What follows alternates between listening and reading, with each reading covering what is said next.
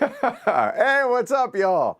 Welcome to the first Ask the Elephant in a hot minute. Hopefully everyone's having a good day. It's Monday. We had our first snow here last night. That was kind of cool, literally and figuratively. And it was only, an inch. There's still, the roads are fine, but like there's still white out there, which is really cool. I forgot to mute that. There we go. Problem solved. Good.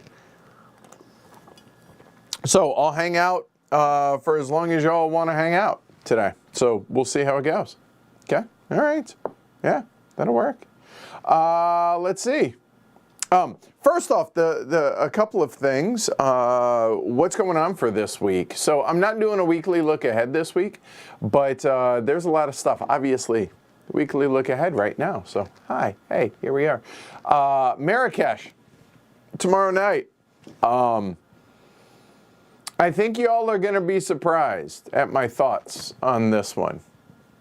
So I'm gonna leave it at that. But Marrakesh, we got this when we were at PAX Unplugged, and then these just arrived today. So the deluxe components and the City Collection coins. I haven't even busted this open yet, so I'm looking forward to it. I did look at these because when we demoed it at PAX U, we played with these. And are they necessary? Not at all. Are they nicer? Considerably. So yeah, big happy that those are here and have arrived. So that's tomorrow. Wednesday is going to be a busy day for us. So we're going to have two tiny streams, two games. Let's see. One, Lucky Duck did one and Tate Wu did the other, and I forget who the publisher is. But anyway, we busted out Tranquility for the first time on Saturday, and I was pretty taken by that. I really enjoyed that. So we're going to play Tranquility on Wednesday.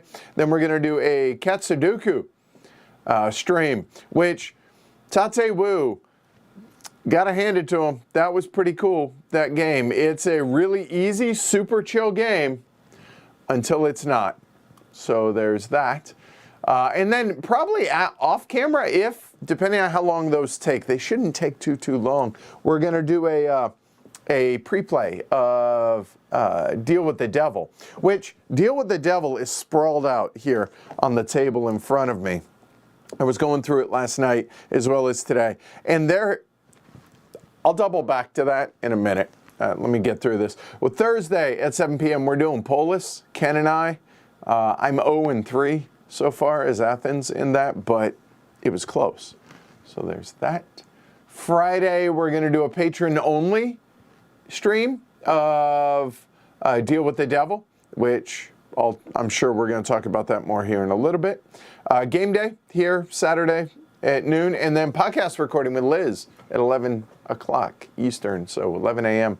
On Sunday. So, like I said, busy week this week. I'm looking forward to it. Hopefully y'all join us for a lot of that stuff.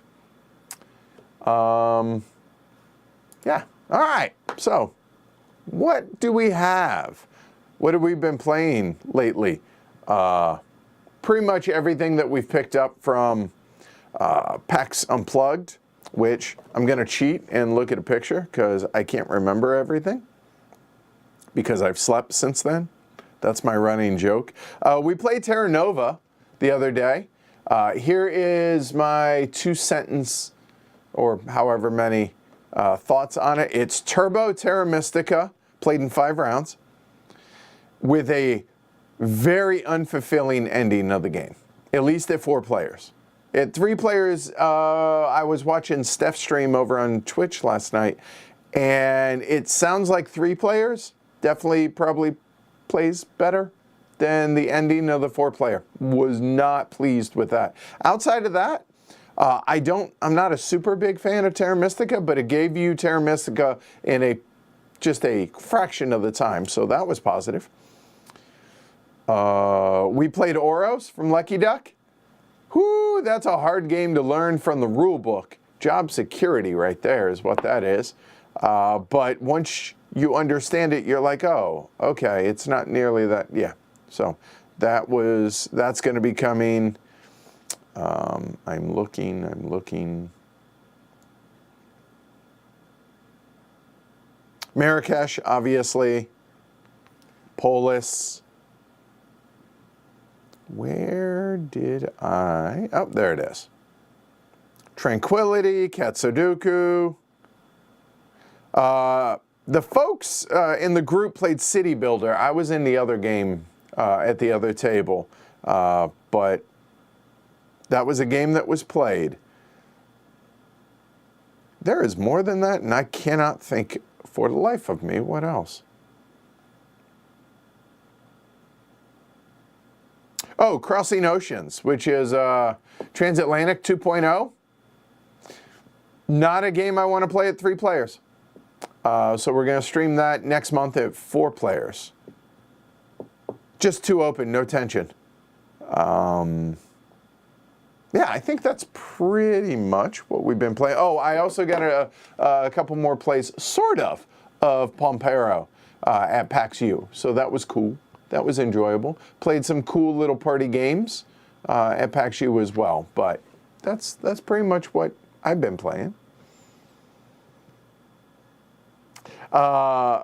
Evan says, I just watched the Millennium Blade stream, kind of wanting to play that now. Fair.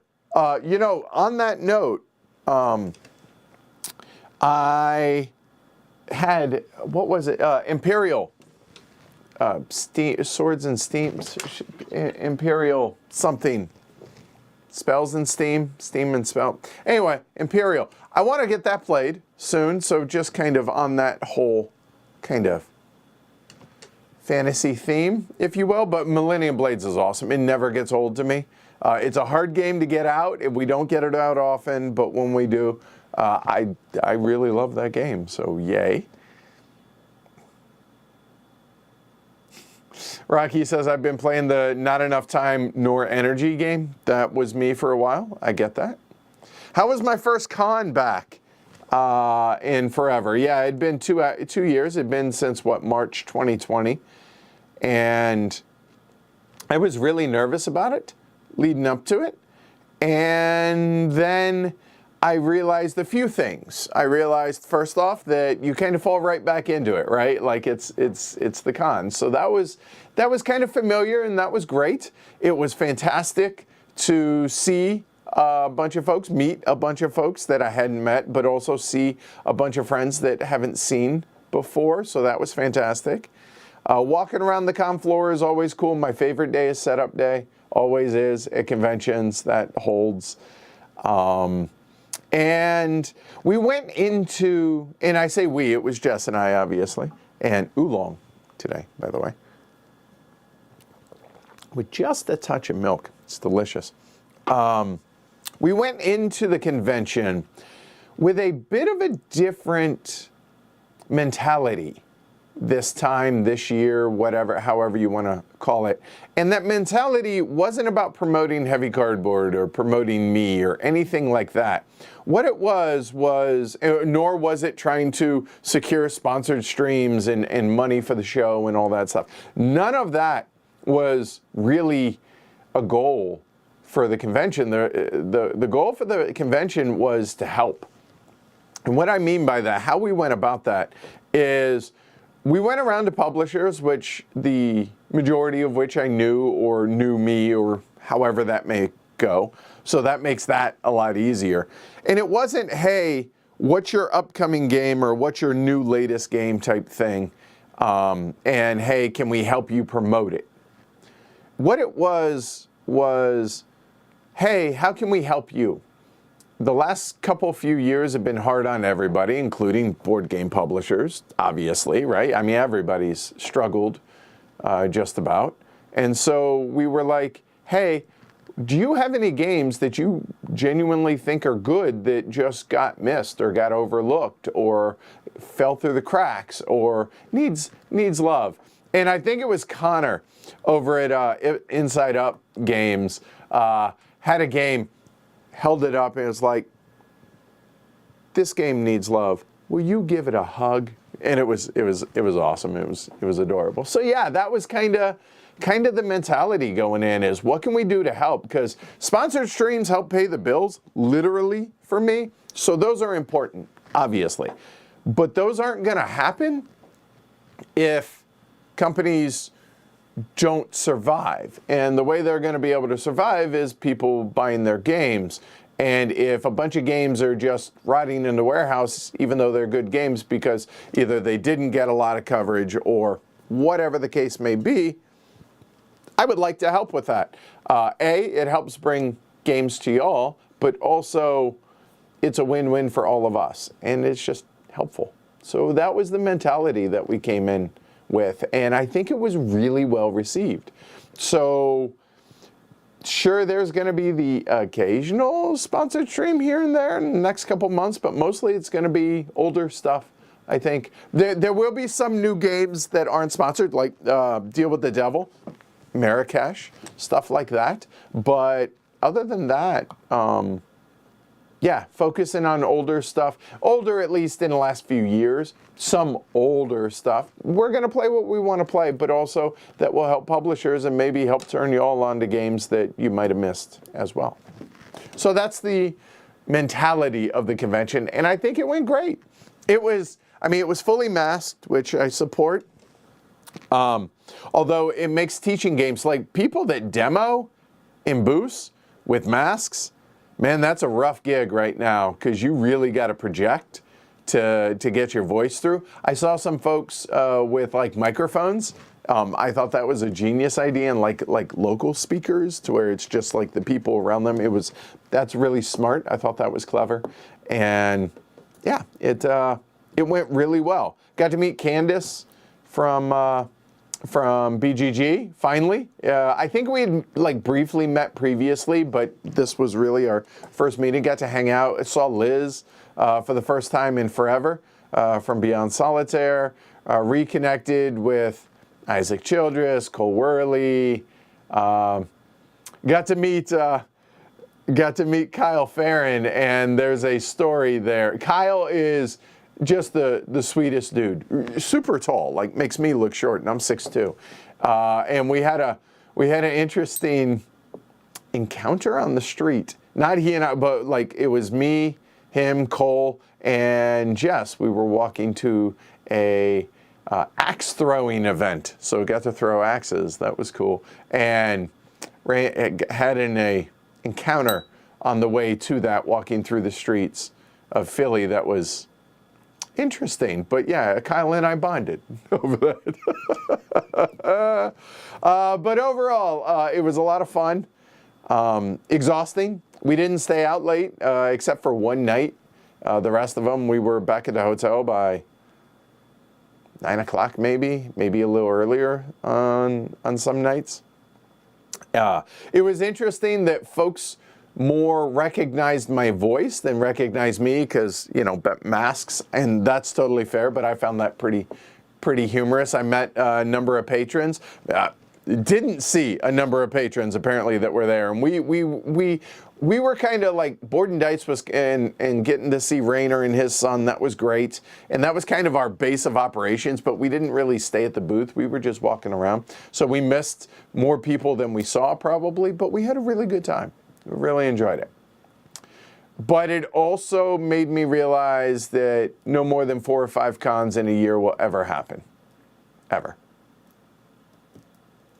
Because, nope, no thanks. I don't miss them that much. In fact, if I never went to a convention again, that'd probably be okay. But that's not going to happen either. So, happy medium. Couple few a year, and that's that.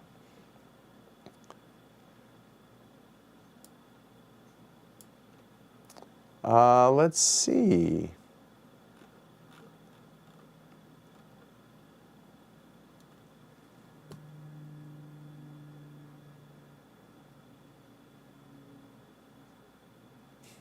Brianna says, Polis, 2 hours of drowning, as Corey described it.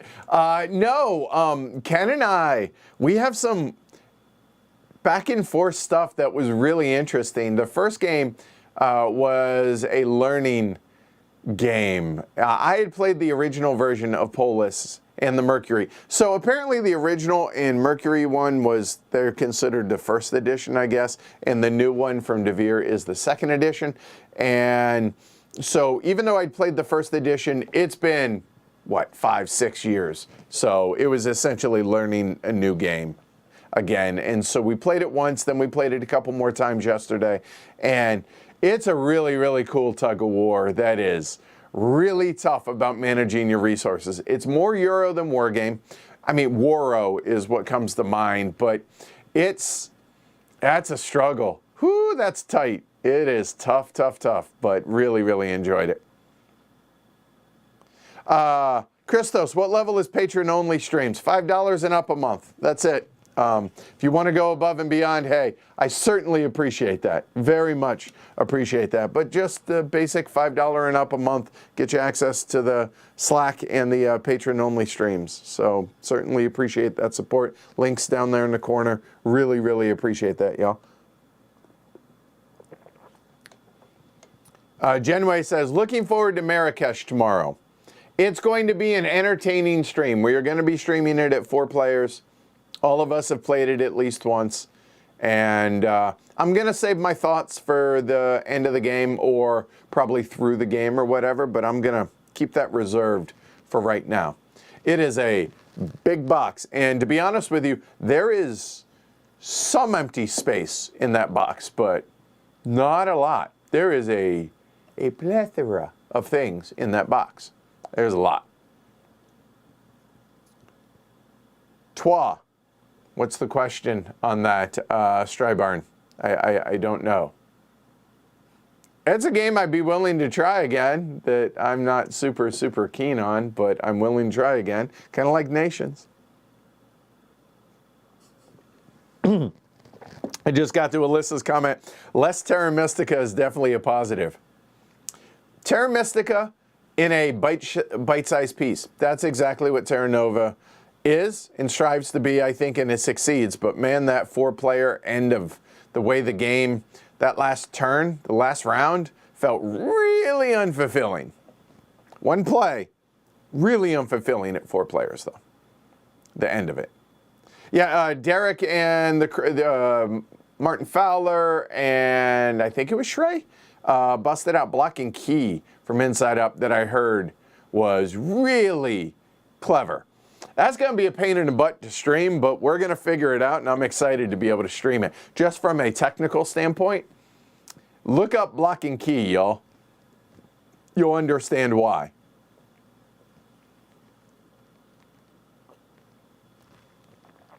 The Roman Wanderer, hi, asks, hi there, hello. What have you played from the City Collection? Probably you answered that. No, I haven't. I've played that from the City Collection. The end. Hard stop. Boom. I will say this. I appreciate that that Queen is reprinting, redoing a lot of the older Feld games. All for it, right? The City series. I really dislike that they renamed them because, man, that's confusing as all get out, ain't it? So, Bruges. What I remember of Bruges was being underwhelmed by Bruges. I know a lot of people love that game. It's fine. But I've kind of had that relationship with Stefan Feld since Castles of Burgundy. You know what? Let's take a trip, shall we? Let's look at this. Let's look at what games Stefan Feld has come out with. And we'll do this by year. I think that's... So let's find Castles of Burgundy, the original. Oh, good God, he's made a lot of games since then. Wow. I guess when you do it for a living, that makes sense, right?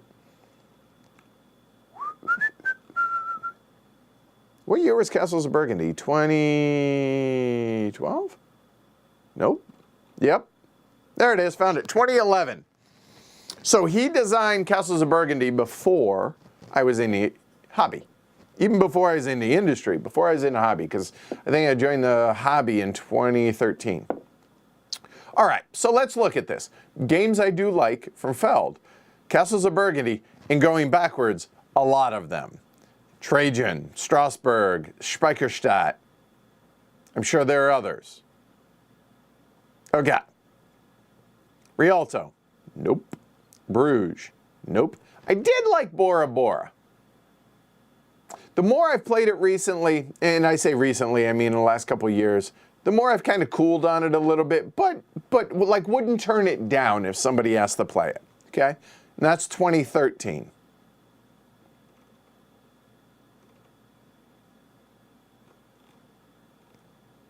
Amerigo. Nope. La Isla. Nope. I'm only hitting the bigger ones. Aquasphere. I know I played that, but I can remember literally nothing of it. Oracle Delphi. Sorry, Derek, I know it's your favorite. Nope. It's a race game. I don't like race games. Jorvik. Nope.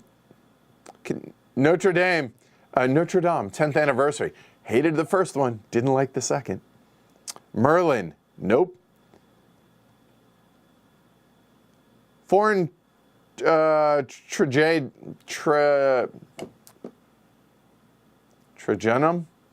Trajan? Whatever. Nope, haven't played it. So, to be clear, just never played it. Carpe Diem, didn't play it.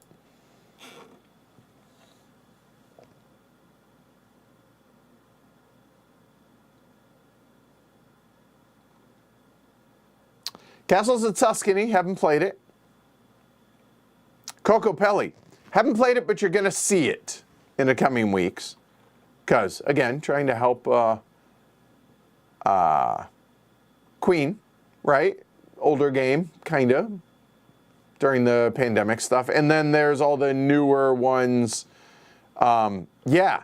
So, basically, Stefan and I really haven't gotten along real well since 2011. So, yeah. This is going to be an interesting discussion. Again, saving that for tomorrow. So, can't really tell you about the newer versions of those. I'm willing to give them a try, however. Okay, hope that answers way more than you asked, Roman Wanderer, as I'm wont to do. Brianna says, I'm about 40 minutes into the Crossing Oceans stream. You might be asking yourself, Crossing Oceans, Heavy Cardboard did a stream of that? Sorta. Did a patron-only one. It was a learning game. So the actual Crossing Oceans stream will be 4-player and will be in January when we get a Rio Grande Games version. Favorite Lacerda, Derek CZE. I'm sorry, Darek. Is it Darek or Derek? It's D-A, so Darek. We're going to go with Darek until I'm told otherwise. Favorite Lacerda. I have said for the from the get-go that Vinhos is my favorite. Now, I'm talking about the original Vinhos, which, I'll be honest, I prefer the 2016 production that has the 2010 game in it. I don't like the one without the bank, the version without the bank, which is the, I think, 2016 edition. I like that production. Just play it with the 2010, which you can do. Okay? All right.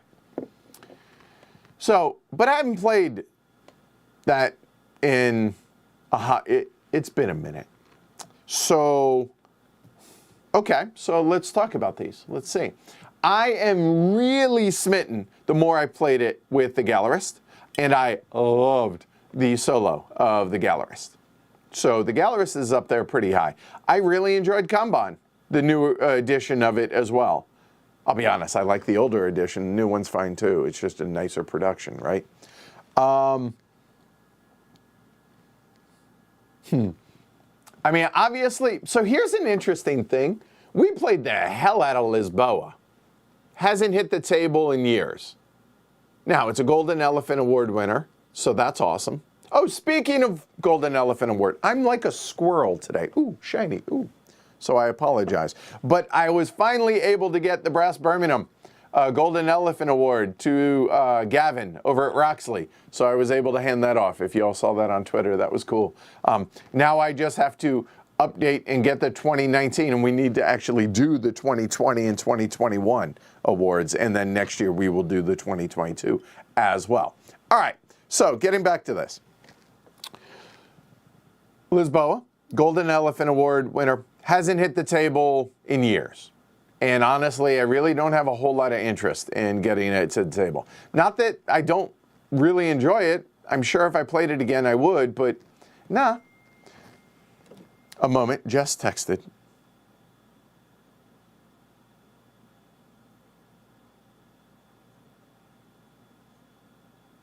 A moment.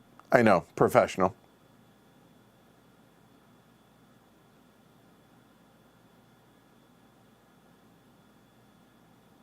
All right, there we go. Jess, if you tune in, I'm sorry about the technical difficulties you've been struggling with today. That sucks. I'm sorry. Okay, let's talk On Mars, shall we? I really enjoyed On Mars. And then I played the solo. Oh my God, did I dislike the solo of On Mars? Yeah, a lot.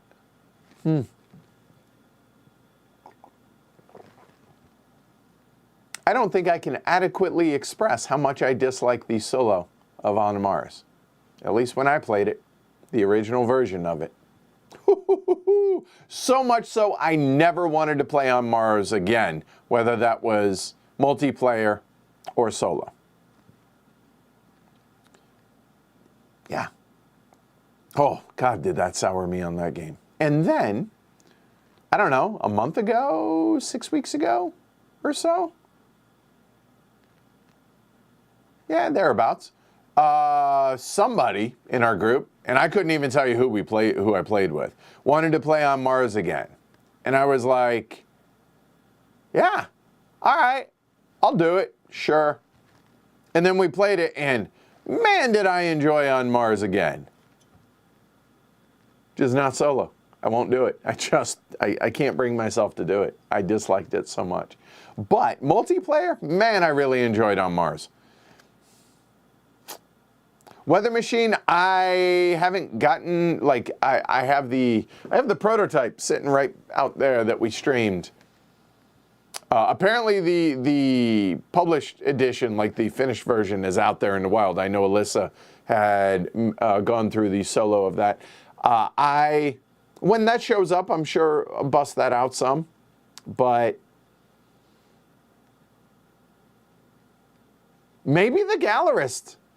You know, when I take the solo aspect into consideration, maybe the Gallerist for favorite. I don't know.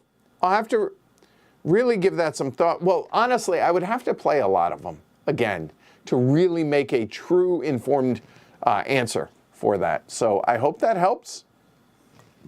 Again, with the long, convoluted answers. That's me. You asked. Here we go. This is what Ask the Elephants are like. If you're new, get comfy. Oh yeah, Julian says Pompero, terrible. I know, it's a crap game. Production sucks. I'm kidding, obviously. Everybody that played it, honestly, just about everybody that's played it, period, across the board that I've introduced to the game, has really enjoyed it. Now, I will say this. So we still have the prototype, one of the 6 prototypes that's out there in the wild or whatever, here, and I made up my teaching script for it. Man, that makes it a whole lot easier to teach. It's funny when, I mean, obviously, if I have my teaching script and I'm doing it here on stream, that's normal for me. But doing it at a convention setting to where I didn't want to screw it up, I had my teaching notes. Yeah, I see why people enjoy those now. That's helpful. That was really, really helpful and made teaching it really good. So, yeah, I guess I'm giving myself a plug and giving myself props for that, but I was really grateful I had that in the box. Let me tell you, that was cool. And you know who else is probably grateful for that? Julian. He wasn't getting a bunch of WhatsApp or, Discord messages from me saying, hey, what about that? No, because I had the game down enough. Plus, I remembered, or I had my teaching notes. So that was pretty awesome.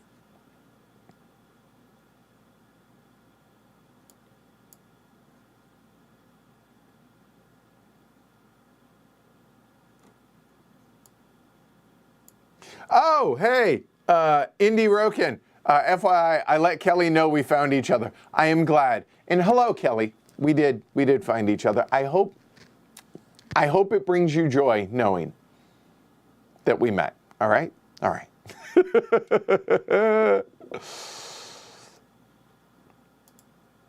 So I asked a poll question, and I realized, like, the audience here is going to be biased, so I don't know how to go about.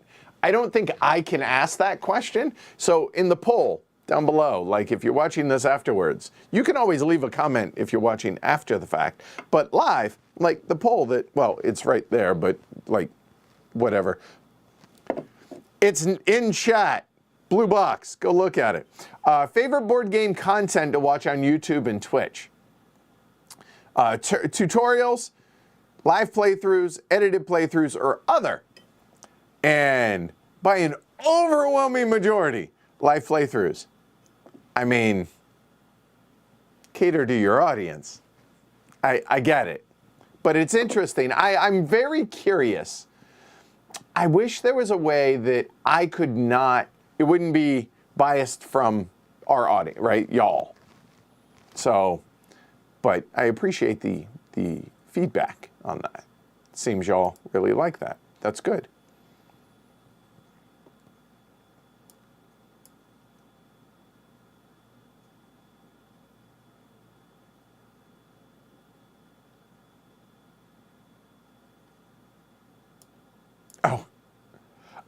Undefined. Will the YouTube podcast be added to the podcast feed? Yes. That's my bad. Wow. I haven't done that. That's not. Ooh. I'm gonna remedy that stat. Yes, absolutely. Because the whole point, like the YouTube, when we do them live, this is just bonus. It's supposed to be for the podcast. And has that not happened? I gotta make sure graphics get up. And yeah, I'm gonna get on that. Okay. Sorry.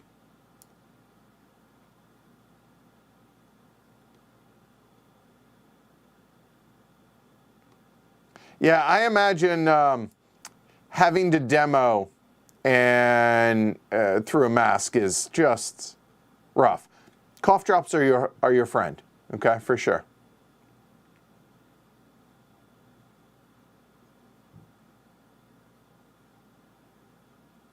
Where was the Gooserino being funny? Never mind.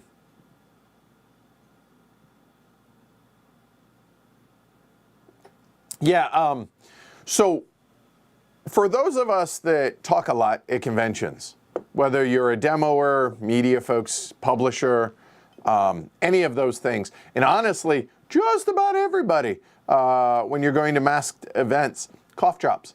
Not because you're sick, not because your throat hurts, but it keeps your mouth and your throat lubricated, and it makes it way less sore after conventions. And so it's less likely that you will end up hoarse after a convention. So cool little trick that we've been doing for years, so recommend that for everybody.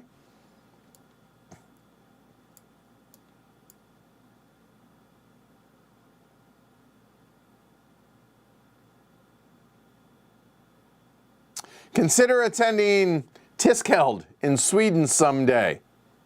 I'm going to go ahead and say it's unlikely. I'm not saying no, but I'm saying it's unlikely. Because, like Jess and I were talking about this, and so, all right, there are 2 local conventions. Lobster Trap, which is an invite-only local convention, and PAX East. Those 2 I don't really consider going to conventions because sleep in my own bed every night. So not counting those 2, chronologically, starting at the beginning of the year, The Gathering, which is in Niagara Falls in April, I think. HeavyCon, Essen, PAX Unplugged. Those are the 4 likely ones in a given year. I'm not saying 100% across the board. We're going to do them, all of them or whatnot. But Gen Con is almost, I feel pretty confident saying is almost never ever going to happen because I really dislike going to Gen Con a lot. So that's probably not going to happen. I see no point in going to Gamma Trade Show. Origins, yeah.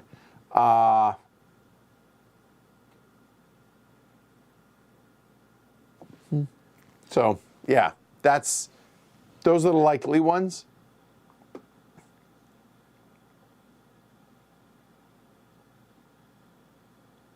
Of course, Brianna decimated Corey and Polis.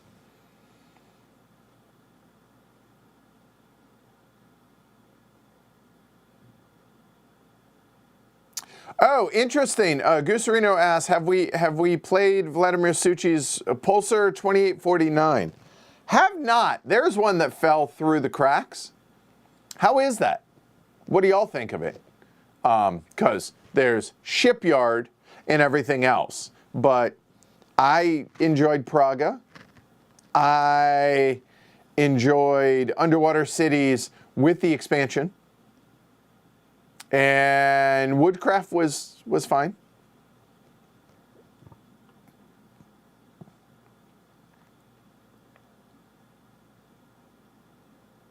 I do not have anything with horseless carriage in it yet, or for it yet. I promise you. The week that shows up, it's going to be on the show. Promise.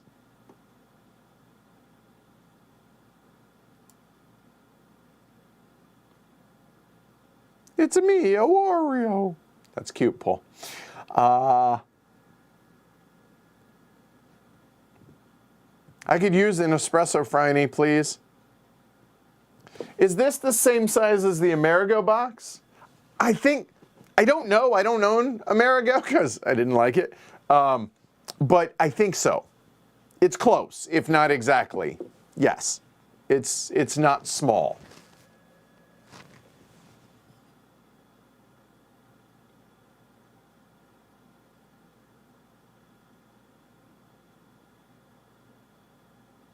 Oh, wow. All right. Fabio says, hello, Edward. I was watching an old classic brass stream yesterday to remember the game since I would play it at night. That one with the camera issues. Had a blast. Woo-hoo-hoo! So that was the very first sponsored stream we ever did, and the internet went down. The level of stress that I experienced that evening was through the roof. I was so mortified that the internet went out, and oh God, I was so unpleasant. I feel so bad. I can't remember who all was on that stream with me back in Denver, but I owe all of them an apology because I was probably very unpleasant. And that is, I'm glad I'm not that person anymore. Let's put it that way. Yeah.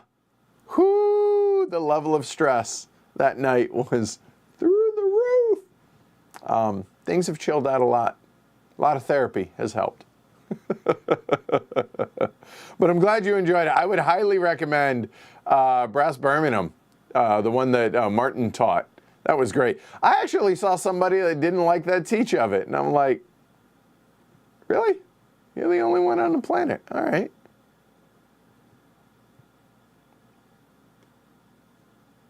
Do I like Gaia Project? Leslie asks. I want to like it more than I do. There's, man, God, I mentioned it earlier. Trois. I want to like it more than I do. Just don't. God, I loved Terra Mystica at first. And then everybody got to where, like, there's just a level of optimum play that just killed it for me. So, yeah. Huh. Oh, well, hello, sir. Lincoln's here. Dan says, just joined the stream, so maybe you already asked something like this, but do you have like 3 Age of Steam maps you really want to try but haven't yet? Oh, aren't you cute? Dan, 3? I have like 100, man. A number of years ago, I bought a collection with like 120, 140 maps. So yeah, honestly, The maps that Hero is showing on Twitter all over the place. I want to try those. Hero is the designer of Osaka. She was at PAX U and I didn't see her.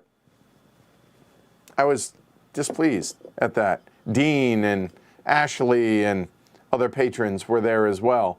But yeah, so that was a bummer. But yeah, no, I have more maps.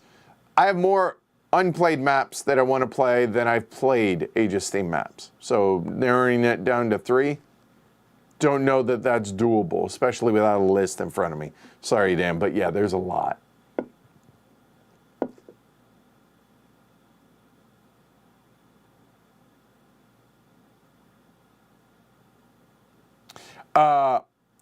Evan, or it's probably Evan, says, have you thought about revisiting some games you played years back with the new group audio video gear? I mostly selfishly want a Martin and Ken to play the Estates. We've been doing that periodically from time to time, and that certainly is likely to continue. So yes. Top games of the year, Genway asks. Oh, so you're asking for me to give you a hint on Golden Elephant Award stuff? Sorry, I can't do that, Genway.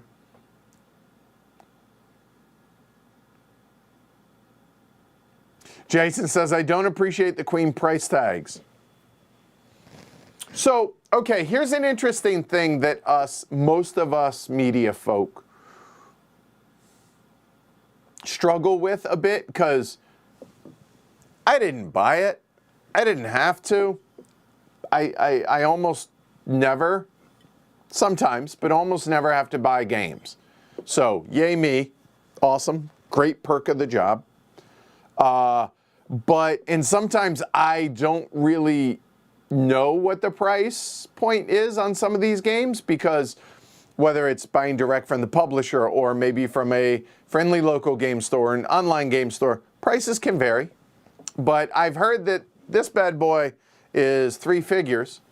That's a lot, no doubt, especially the deluxe edition, I imagine, is. There's a lot of stuff in that box, but stuff does cost money, but it should be the game that warrants whether or not it costs X amount, as well as the production quality. So I get that. I mean, that's one of the complaints about like Eagle Griffin's productions of Lacerda games, right? But if you go to Kickstarter, I mean, it feels like, and I'm making a gross, broad generalization, but it feels like $120 game nowadays is just called normal on Kickstarter. Am I wrong in feeling that way? I mean, is my perception way off? Obviously, small games are not, but it feels like $120 feels like a quote unquote normal price for games a lot, but it feels like that's standard now. COVID certainly didn't help with that.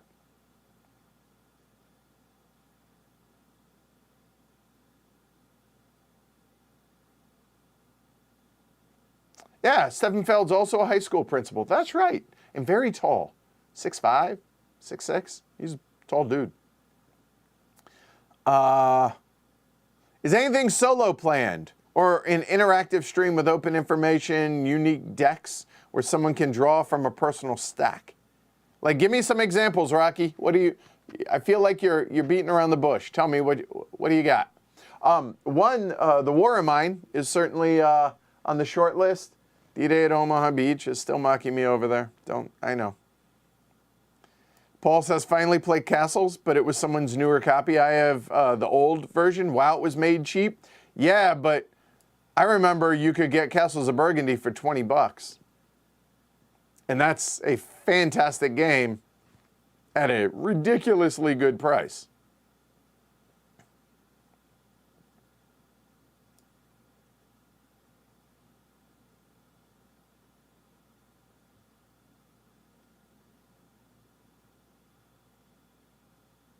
Julian says, Feld is a genius. I kneeled to his mind. It's impressive. I will say this. I was told that when Queen, I guess, had the idea of doing this city collection, that they told Stefan, hey, we want a new game. He went away for, it was either a weekend or 2 weeks. I can't remember which it was, and came back with Marrakesh. That's awfully impressive. I will say that. To like designers, I appreciate how y'all's mind works, but nope, it's impressive. I have no interest in trying to design a game, but I'm in awe of what designers can do.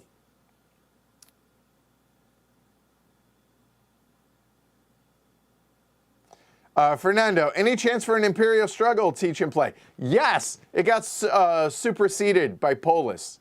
So you'll see Ken and I doing Imperial Struggle. I don't know if I said Imperial Steam. There's we had that discussion before, right? The word struggle in Steam and Imperial and like rails and railroads and all of that, like we gotta take a break from that stuff because it's way too easy to get stuff messed up. But anyway, Imperial Struggle, yes, Ken and I are going to be doing that in the relatively near future.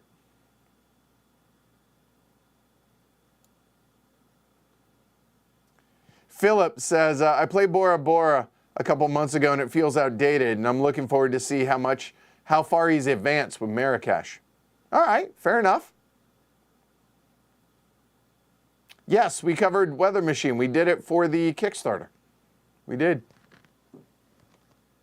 Did we stream Coco Pelli? I don't know. Somebody go look and tell me. I have zero recollection of it.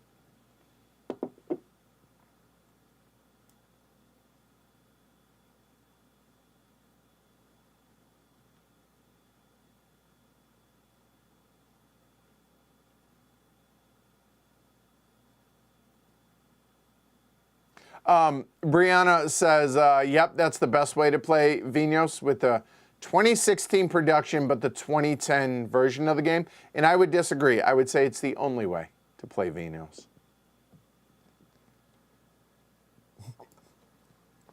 And Julian, by the way, that's Julian Pombo, designer of Pompero, who's in chat here. So he actually said that Vinhos 2010 is the only way to play Vinhos. That comment right there from Julian should describe what you should expect from Pompero. Yes. Yes, that's spot on. There you go. Hi, Tom.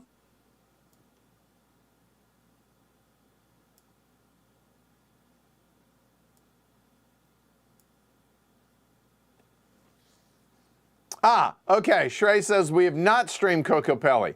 They played it at game day, but I didn't play it. Okay, phew. I'm off the hook because I'm like, really? I do not remember it at all. So, yay. All right.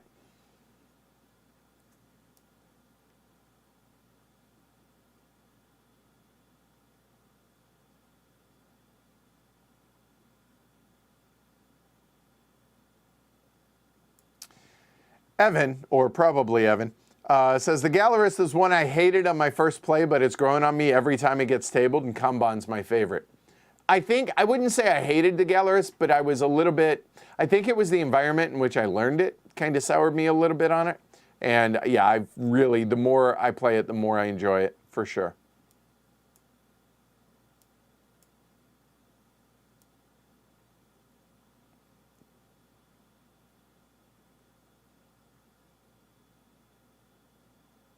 And no, Rocky says you'll probably want to get a notepad to track all the items that come up during the stream, especially if there isn't a hard out. There's not a hard out today, and I just scroll through chat.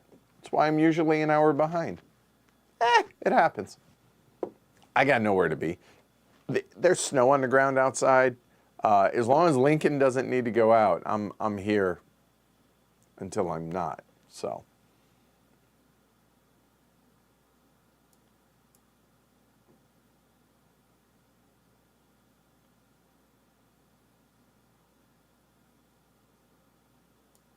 All right. So, hey, Scott, a phasing player, says, do you ever play multi-handed solo games instead of the included solo variants? No. I don't think I'm opposed to it, but I have I don't think I've ever actually tried it. Like I'm thinking like with a coin or something like that. Like a coin, the flow charts scare the hell out of me. Just, and I know you're not talking specifically about that, but in general, I just, no, I never have tried it. I'm not opposed to it. I just haven't. Will we play Oath again? You betcha. Radio Mango. Of course. Yeah, for sure.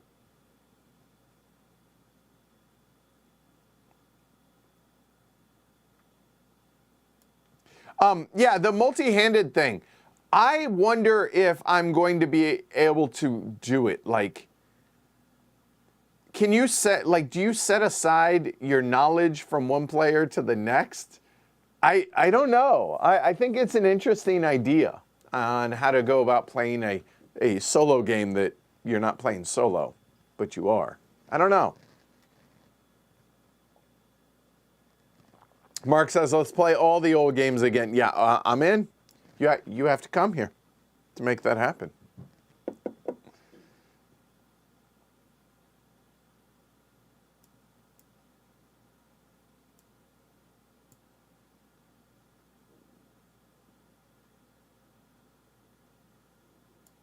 Good morning, Eric. Oh, let's see, how far back? Oh, good. Oh, not that far behind. All right.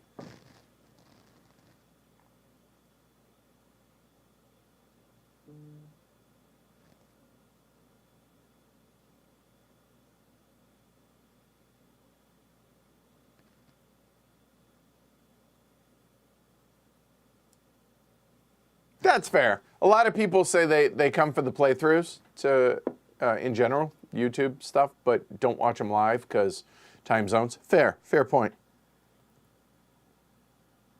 Brianna says HC is like TV for me. I'll watch it all. You're too kind, Brianna. Checks in the mail. All right, thanks.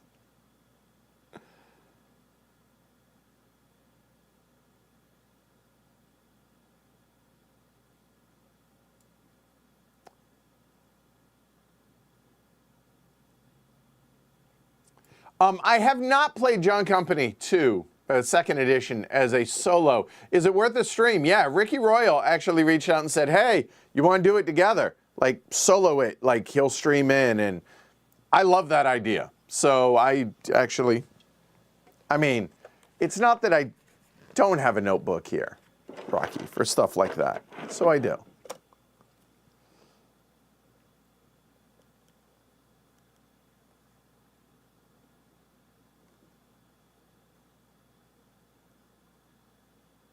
Okay, noted.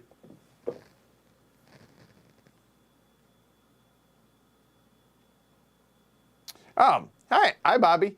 Robert says, on Terra Mystica, I really dislike playing the board game live, but it's one of my favorite games to play on my phone or tablet against other players in the AI. And that's interesting to hear. I'm curious, what game or games out there has the app killed the real game for you?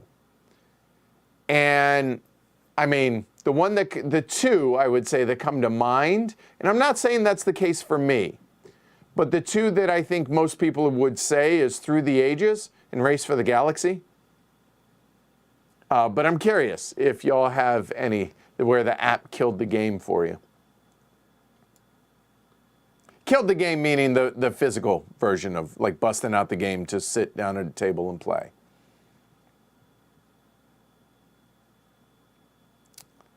So Martin says, managing the crown in John Company 2 is work. And see, I'm a little hesitant about that, but I'll be honest. If Ricky wants to ride shotgun, I'm for it. So I'm all for that.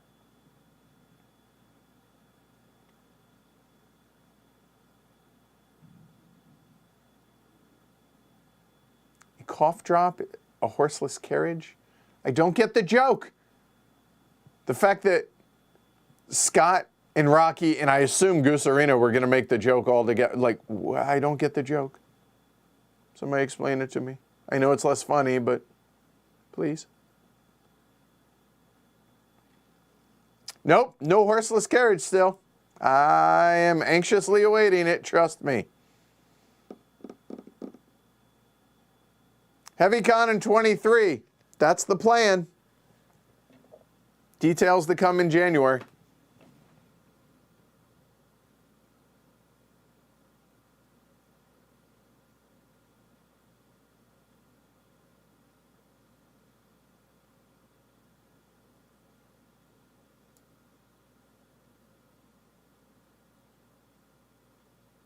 Leslie says I should come to UK Games Expo. We did once.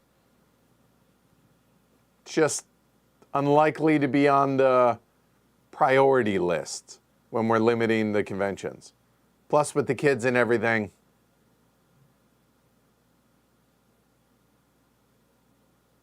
A lot of people seem to, at least initially, had liked Pulsar. 2840 something or other. Luna for Stefan Feld. Nope, it wasn't a huge fan of it. Oh, they make you not horse, so horseless. Oh. Slow. Very slow. Jess has made TikToks about how slow I am. So, yeah. There you go. Carriages carry things, cough drops get ready. Yeah, I get it now. I feel stupid. It's my own fault. I didn't get it. All right.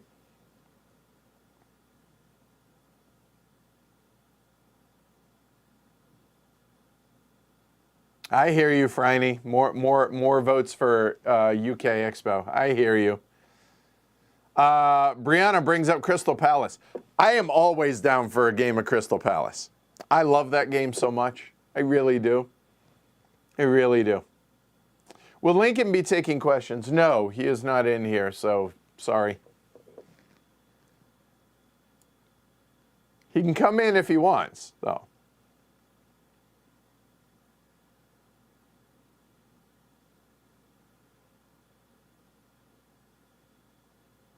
Do I miss playing some Golden Elephant Award winner? Do I miss playing some Golden Elephant winning games? Philip asks. He says, I played Arkwright after a couple years and forgot how good the game was. I think that'd be a fun couple of weeks. Bust out like Golden Elephant Award month or something like that. That'd be cool because, yeah, it'd be nice to bust out some finalists and whatnot. We played Three Kingdoms Redux the other night. Didn't win a Golden Elephant Award. Was a finalist. But really enjoyed play of that not too far in the recent past. So that was cool. So yeah, I do miss them, but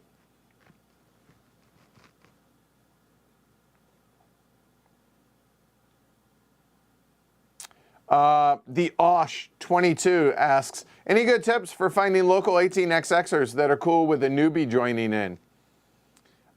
First off, where are you? Because you can ask here. You can ask in the Heavy Cardboard Guild on BGG. You can ask in Slack. You can ask on BGG in general. I know there is like an offshoot Discord / Slack channel for 18xxers. Now, is that the most accommodating group in the world?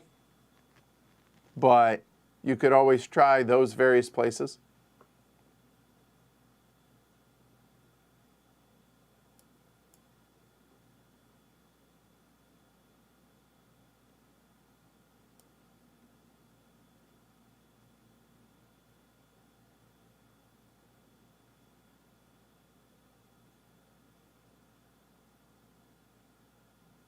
Oh, okay, interesting. So circling back to the price of games nowadays, it seems that folks are saying that, yeah, that feels like the normal price point. And Rocky says, I remember Shut Up and Sit Down talking about the prices for the City series, also accounting for a green pledge materials aspect. If that's the case, then yeah, that's going to make it more expensive. That totally makes sense.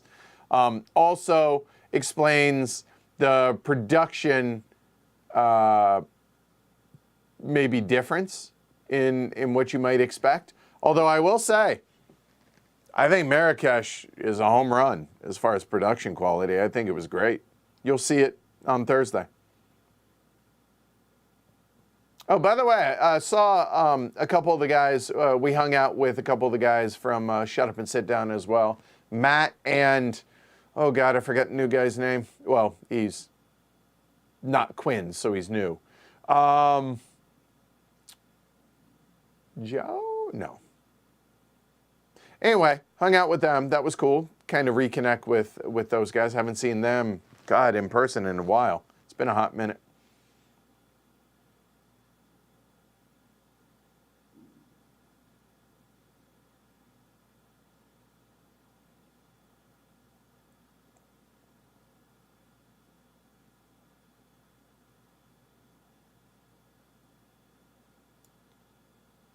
I mean, was it Flamecraft, I think?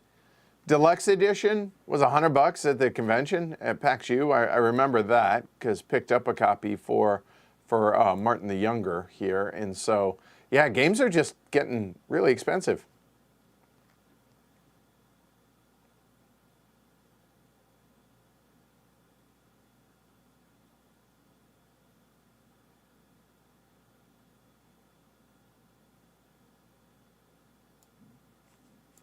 Philip says, funny we're living in times where splatter is cheap, or at least not expensive.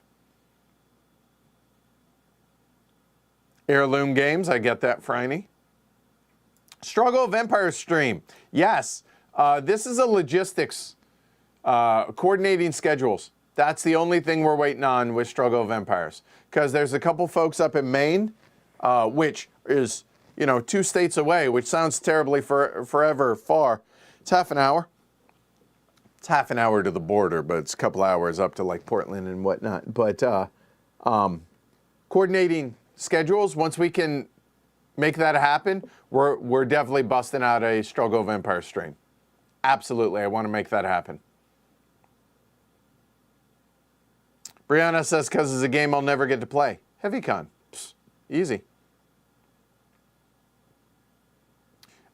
On a video game side note, God of War Ragnarok, probably the best video game I've ever played. So I have never played God of War game. I don't know if it really appeals to me, so sell me. What makes Ragnarok so good? Also, I haven't played a video game in months. Elder Scrolls.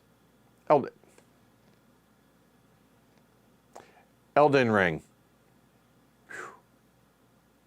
Again, Elder Scrolls, Elden Ring, they're close. Elden Ring's the last one, and I haven't finished it. That's the last one I played. So many games, so little time. Books, the show, board games, video games, cooking. Hobbies are time-consuming. Oh, and sleep in there, too.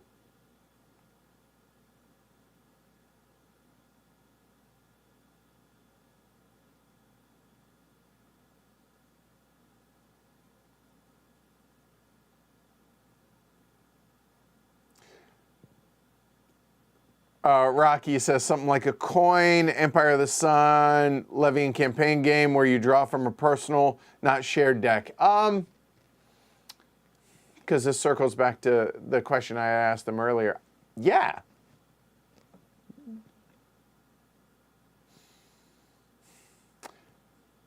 I would love to get Mark Herman in studio to go through Empire of the Sun together. I think we could probably make that happen in next year.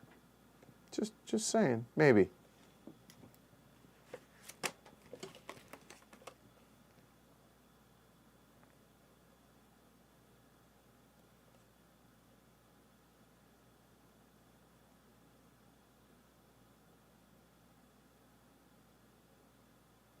Maybe this summer, maybe. Do you have memories of gaming experiences that stuck in your memory? Of course, Genway, like the Brides and Bribes, which, by the way, I don't know what happened to Rita. If anybody's seen Rita, hashtag where's Rita? I don't know where she went, but she left. I really need to find her. But yeah, that was excellent. There have been the escape plan stream. There are a number of, yes. And they're not all streams per se, but yeah.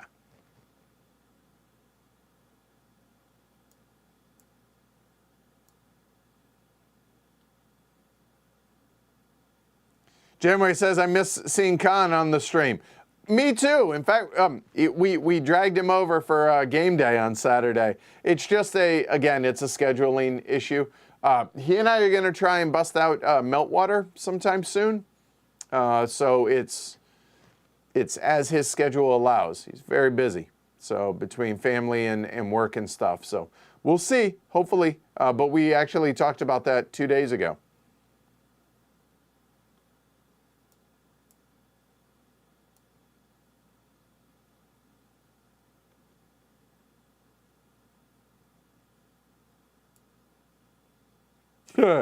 Undefined says, hey, Heavy Cardboard, I see you streamed El Grande. Any plans to do it again, but with the expansions? Nope. El Grande's a tough one. It's the ultimate area control game, but I don't know how much I really like El Grande. Now, just because I don't like it doesn't mean we don't stream it, but I don't know if I'm in a rush to get that back to the table and back on stream. I don't feel like it's been too long since we did it. Haven't we streamed El Grande twice, I feel like? I think we have.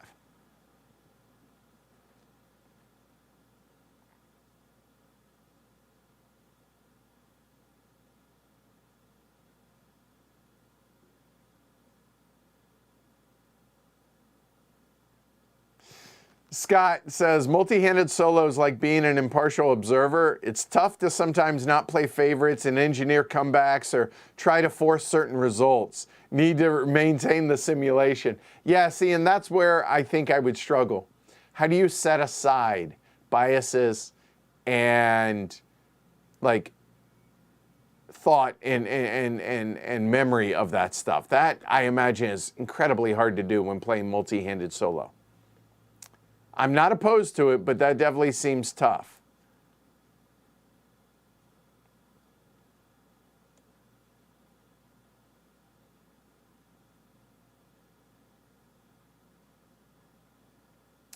Randolph, that's a good question. Wow, and that's going to be hard for me to answer. What's the most innovative game you played this year, whether you liked it or not?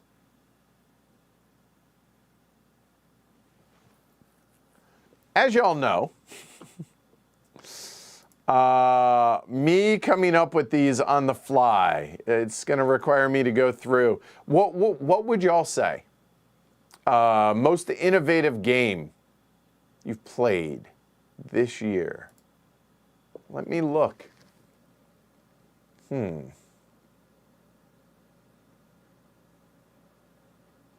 literally going through. I'm not going to take forever to do this, but that's actually a really interesting question. I don't know. Innovative is an interesting way to go about thinking of it.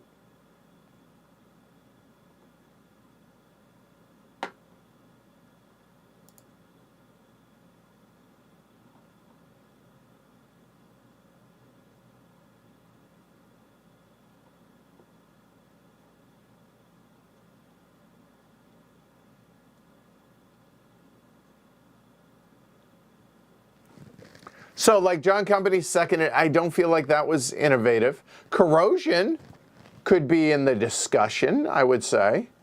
I mean, Dice Realms, maybe that would be in the discussion.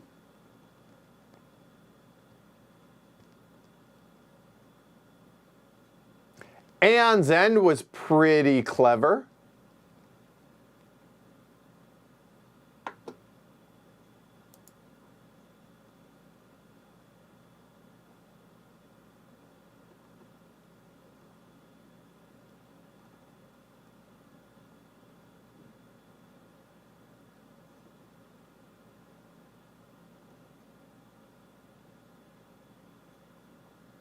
Now, here's an interesting one. Arc Nova for me could be in the conversation because I played Arc Nova before I played the newest edition of Civ, because it took that mechanism from Civ, but I had played Arc Nova first.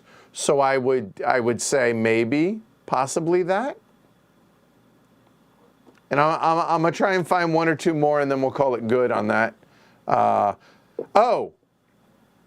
Seize the Bean was awfully good, but innovative.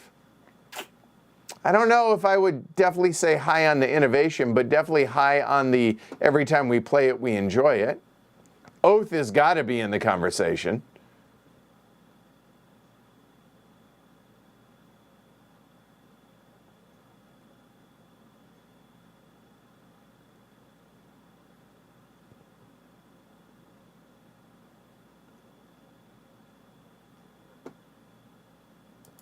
I mean, the game that's on the table is going to be possibly in the conversation as well.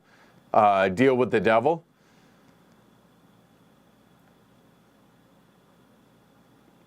I'm going to finish this page and then call it good on that. Oh! That was last year. No, never mind. Hegemony would have probably been the answer, but that was last year. So, all right. Speaking of Deal with the Devil, so really excited to play this. So I spent an inordinate amount of time, I was in no rush last night, punching it out. And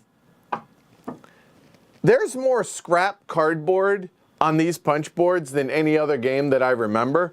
So there's stuff on these punch boards that I saved here because I was paranoid that, like, oh, do you need this stuff? Because throwing out huge chunks of cardboard like this, and I mean, there is a lot of big pieces of cardboard from the punch boards that I'm just paranoid to throw out, because there are occasionally those games where you're like, oh, now the rule book didn't say I need to keep them. I'm just being paranoid. But oh my God, there's a lot of stuff. And making these, I actually had to bust out pliers to get the little thing. This was an event, putting this bad boy together and getting it ready. But I'm really looking forward to playing it. I hope the juice is worth the squeeze. I know the Dice Tower, pretty much across the board, hated Deal with the Devil. It's a heavy euro. They weren't super keen on that, and they didn't think, they said it was extremely tight and everything, and I think I'm okay with that. I think our group and our audience, I think that'll appeal to. I'm really excited to bust this out this week, so looking forward to that. All right. So let's see.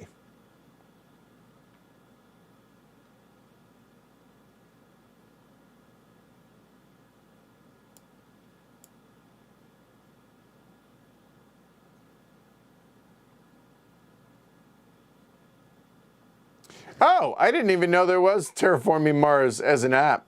Gooserino says little interest in playing Terraforming Mars live, but happy to play it on the Steam app. Okay. Race for the Galaxy. Folks don't like shuffling the cards. Innovation. Having the computer track everything is nice.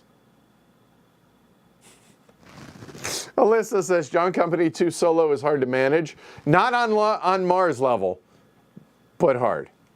See, I'm not alone here. Neuroshima Hacks, that's a good one, Franny. The app was amazing until the new version came out and it was unplayable. Oh, I'm sorry to hear that. That sucks.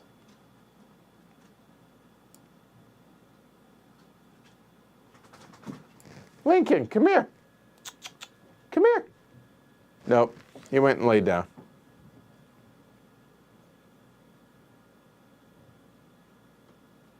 Oh, sorry you caught COVID, Genway, instead of coming to PAX U. That's a bummer. Would have been cool to meet you.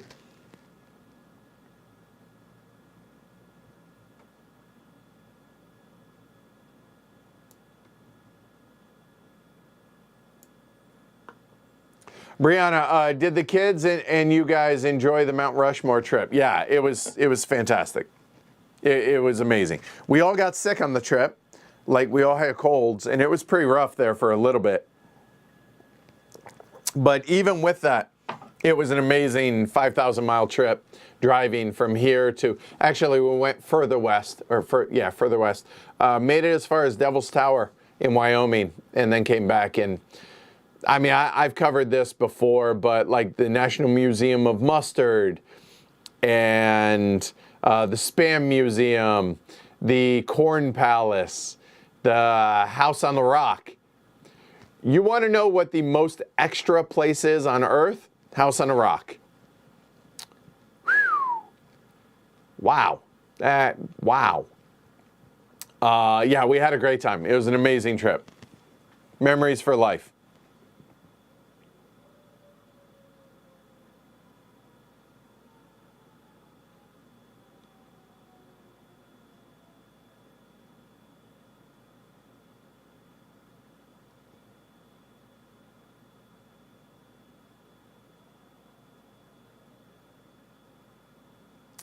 Why am I not surprised that Scott from Phasing Player says the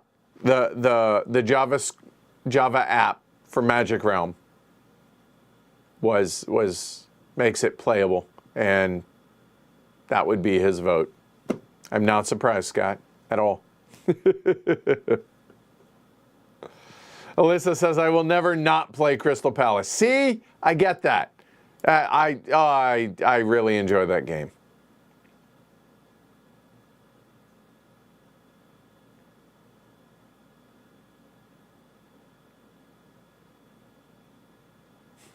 Gooserino, right. Got to go feed some kids. Don't worry, they're mine. Catch up later. Bye, Gooserino. I'm sure he left like an hour ago, but that's okay. That's fine.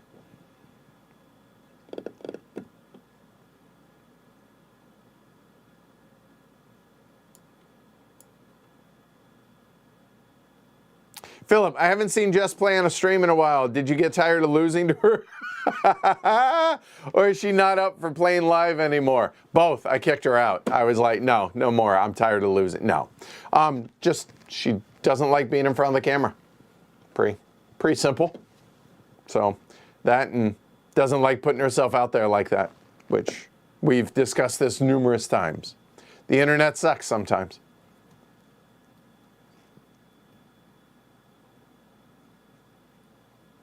Will Era of Tribes ever get its appearance? Yes, it will on Heavy Cardboard. Absolutely.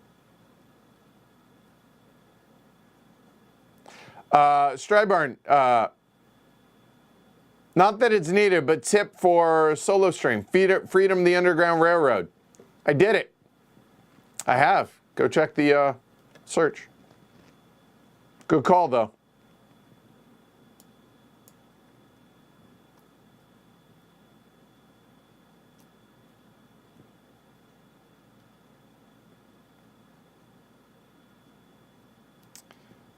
So apparently the graphics and the side missions are pretty good, huh? In Ragnarok. All right, I'll check it out.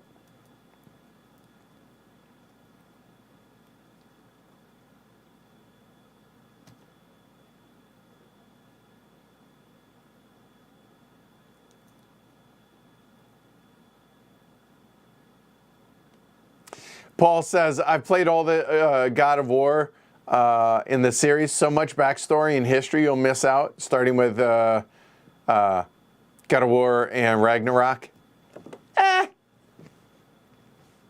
See, all that does is make me not want to play it then.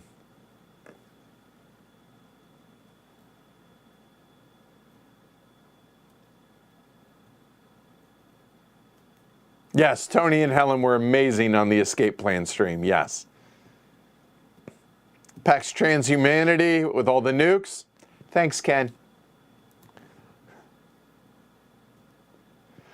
When you say there'll always be a great memory, Ken's nukes, from whose perspective do you mean? Just asking for a friend. Thoughts on Russian railroads? Oh God, I haven't played that in forever. That's one I'd like to bust out again. Yeah, I remember scoring like, what, 300-400 points in that game? But yeah, I'd be down for busting that out. In fact, I even know where it is in the library. I recently stumbled on it. Not literally, but yeah. More John Company. Coming, along with Oath. Coming.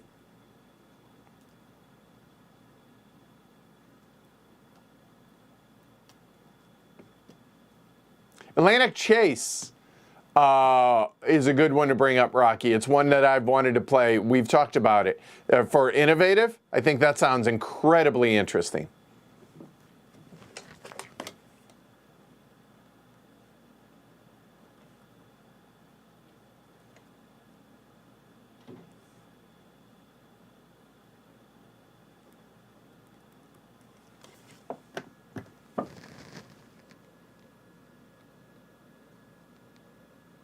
Oh, I think Arc Nova's really good.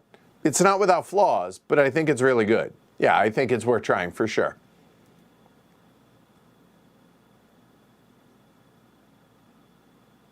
The setup for Seize the Bean keeps me from pulling it out more often, Paul says.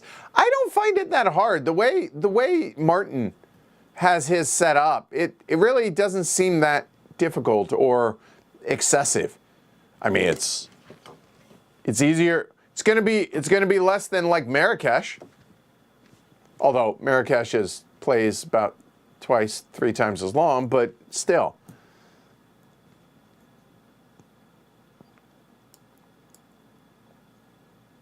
Yeah, I'm excited to see Deal with the Devil too.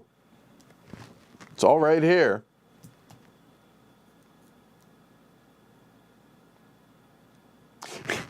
I bet Horseless Carriage will be innovative, given Splatter's track record. Fair point, Philip. Fair point. Evan, hey, chat's back on screen. Is it coming back for future streams? Nope, only when it's just me. Because if somebody says something to me, I don't care. I just don't want it living for the rare, occasional douche canoe out there. No, it's not making a reappearance.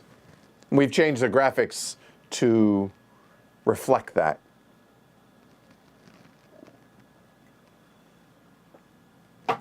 Alyssa says, I didn't love Arc Nova. It was meh for me. I mean, you have the right to be wrong, Alyssa. That's fine. It's no way. I mean, you're an Eagles fan, so.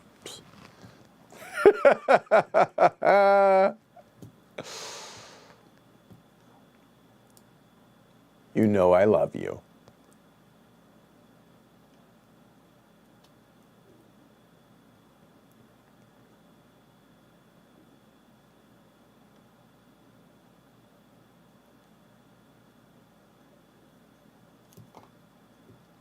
A 6-player game of Mosaic. Would not recommend, Paul says. Nor would I. Just because a game can doesn't mean it should. Doesn't mean you should. More 18XX.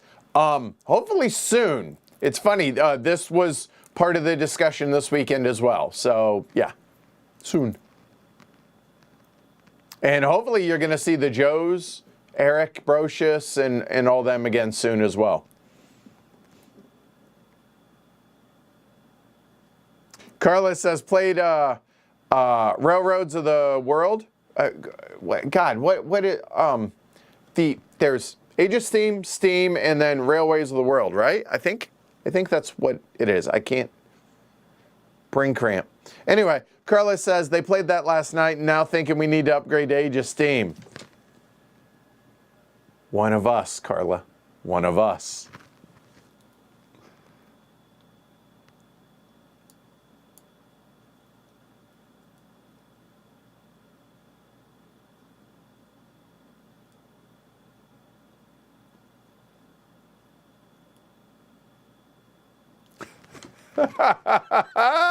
That's a funny question. Undefined says, hey, Edward, with the board game library, what's leaving circulation to make room for incoming games? Leaving? What do you mean? You're going to have to explain that to me. I'm sorry.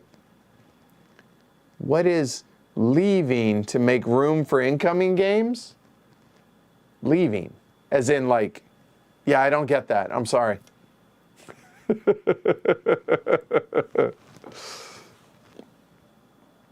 No! Damn it, Carla. I already wrote it down. Versailles 1919. As soon as I'm done with this, shooting an email to GMT. I'm going to eat, make some more tea, and then shoot an email to GMT. That's the plan.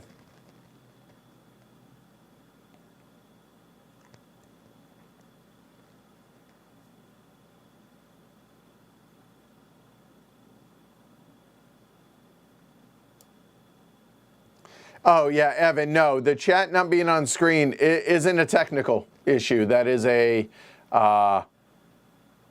choice that I was forced to make, I would say. And I think it's the right choice, taking chat down during the streams when I have other people on there, just because the internet can be horrible at times. And I don't want that to live on forever on there. Whereas when stuff gets deleted down below, or like if live chat, depending on how you're watching it right there, people afterwards don't get to see that and shouldn't be subjected to it. So no. So that's why.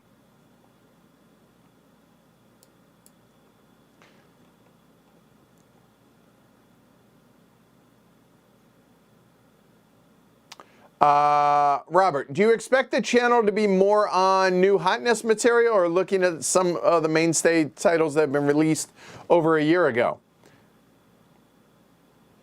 I mean, that was the whole thing that I talked about with PAX Unplugged. Like, no, the hotness will always be some of it. Sure, of course, got to pay the bills. But honestly, the older titles are our bread and butter. That's what we focus on, I think, more than anything else. So, older meaning not the hotness. It could be a year old, which a year old is the equivalent of a decade old, it feels like nowadays. You have like a 3-month window of when a game's hot, and maybe that's being too generous with that. But it feels like you have a very finite window. And by you, I mean the publishers have a tight window to be able to move a game, or else it falls by the wayside. So no, I don't think the impetus for the channel was ever the hotness. There will be that. That will always be there. But no, I think the impetus is the older games and esoteric stuff that I want to show and that I enjoy, or that I think could use a platform, even if I don't like it. Oh, by the way, there's one other big thing before I go any further on talking about stuff. One thing that I forgot to mention about PAX Unplugged is the Unpub room. So Jess took me down there and didn't realize it at the time, but ran into Tate Wu, who had a new design that is unpublished that he's working on. I think it's called Seven Lords, I think was the title of it. And it's funny, he knew me. I didn't know him. He was like, oh, hey, you did Promenade. You streamed Promenade. That's my game. I was like, oh! So that was cool. But the reason I'm telling you this was one of the things that I want to bring back also is unpublished games. So if there's a game that's far enough along that I don't care about artwork, I don't care about any of that, that is unsigned by a publisher, that I think it would be cool to highlight those and maybe help publisher and designer match up so that if it's a good game, we can help get it published. I don't get anything out of it other than the good feeling of being able to partner that, make that happen. Not asking for anything for that. I just think that's a really cool thing so y'all can see a true behind the scenes. This is what a game looks like here and then as it goes. And so I definitely want to get back to that too. So there were a couple of games in Unpub that I thought would be good candidates for that, one of which was Tate Wu's game there. So we're going to talk about that, he and I. So that's cool. All right, anyway. Crewmeister Favorite financial 18XX and favorite operational 18XX. Operational's got to be 1822. I haven't played 1817 or its derivatives yet, and I need to. So I think the idea of, and I forget which one it was, where companies can invest in other companies, I think that concept is, but yeah, I really want to play 1817. HeavyCon, maybe? I don't know. We'll see.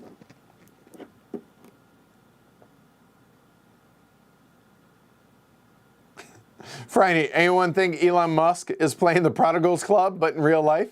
Kind of feels that way, doesn't it? Really? 440 billion, and anyway, that's funny. R. Cox, what does that Glory to Rome board mean behind you? Hear you guys say it every now and then. Excuse me. Hopefully the compressor works. Oh God, I hope that doesn't start a sneezing fit. Sorry. Glory to Rome. So I've told this, and I think chat probably has already answered, but I will go ahead and answer it. When somebody does something that you are not a fan of, so instead of, to keep it more family friendly-ish, instead of saying to go fornicate with yourself, we say Glory to Rome. And that comes from the game Glory to Rome, where one of the actions Legionnaire, and you can play it, and Rome demands stone. If you don't have stone, you show the person demanding stone your hand, there's no stone, and you say, Glory to Rome, aka go fornicate with yourself, and it's stuck. And I believe, if that is right, if my math is right, that is 1,440 Glory to Romes total. And that comes from us saying it to each other here in the stream, y'all saying it to usually me, but us on stream for forcing you to buy a game, or something along those lines, or sometimes, rarely, but it has happened, where I will convey or sometimes the other players will convey a Glory to Rome to y'all, maybe by name. But 1,440 of them. And it's just us keeping account of it, and it's been a fun thing over the years. That's all.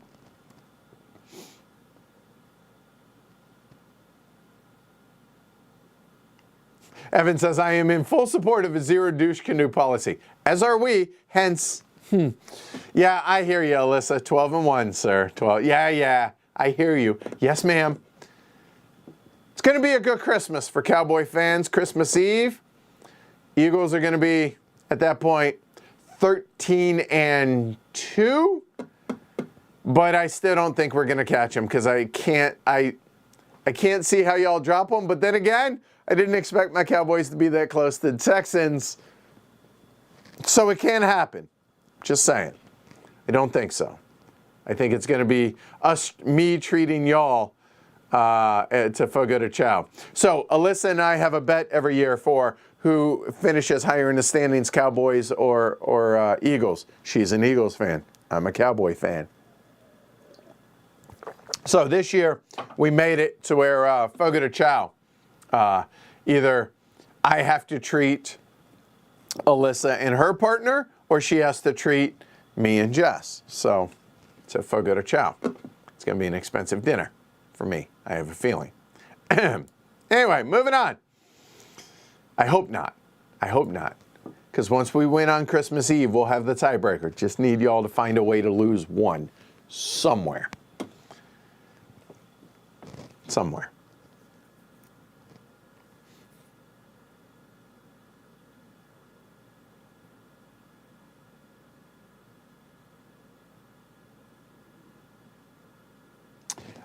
Peter has a Q.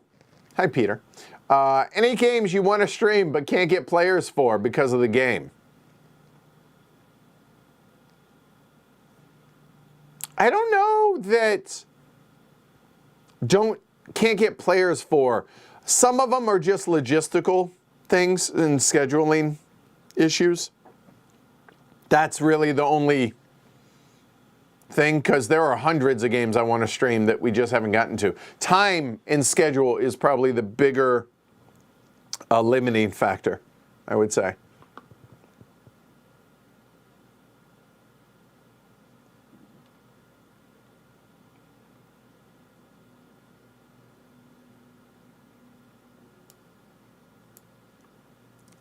Wow, playing Magic around 4 or 5 times in a day. That's amazing. Okay, legitimate. That's pretty cool, Scott. That's pretty cool.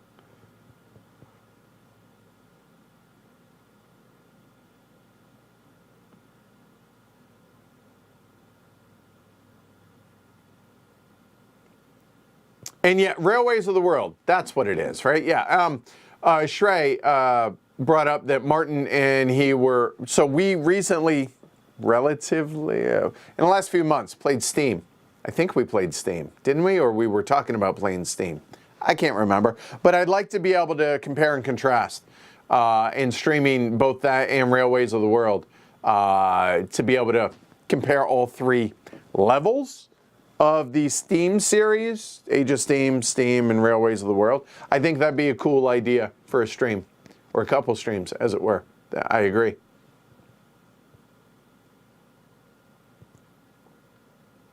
I don't have unlimited space undefined. Oh, by the way, that was me being sarcastic. I don't know the last time I got rid of a game. Now, here's the interesting thing. So, being media, it is a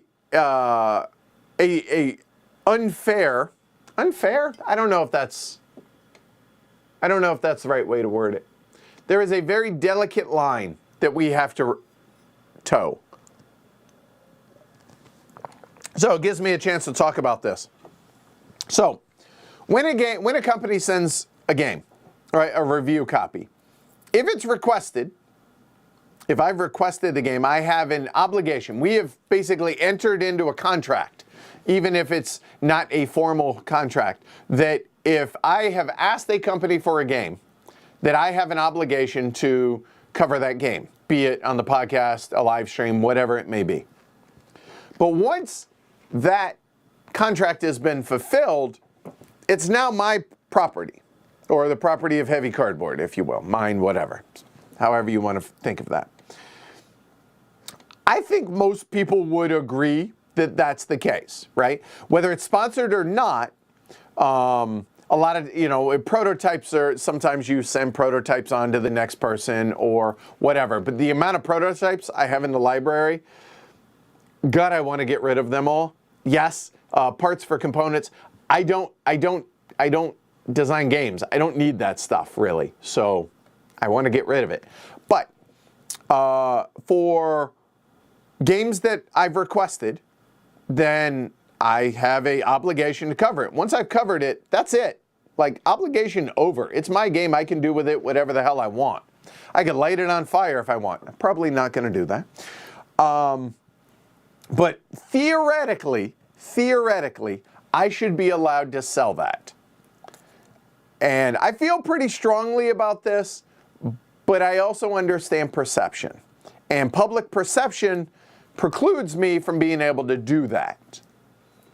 And whether that's Dice Tower, Rahdo, Shut Up and Sit Down, anybody out there, any media out there, John or Liz or anybody, the public perception is you were given the game for free, you shouldn't sell that because you were given it for free. I wouldn't say I was given it for free. I fulfilled my obligation, so we traded. It wasn't hard currency, it wasn't cash. I did not convey cash to the publisher, but I did convey hours of my time to cover that game, which time is money, especially when this is what you do for a living. So, therefore, to kind of come full circle on the joke that I made about Undefined, what is leaving the collection, I would love to get rid of a lot of games. Yes, I could give them away, I could whatever. Logistically, that's just a serious pain in the butt. Figuring out how to give them to somebody, ship them, the whole 9 yards, and that ends up usually costing time and money as well.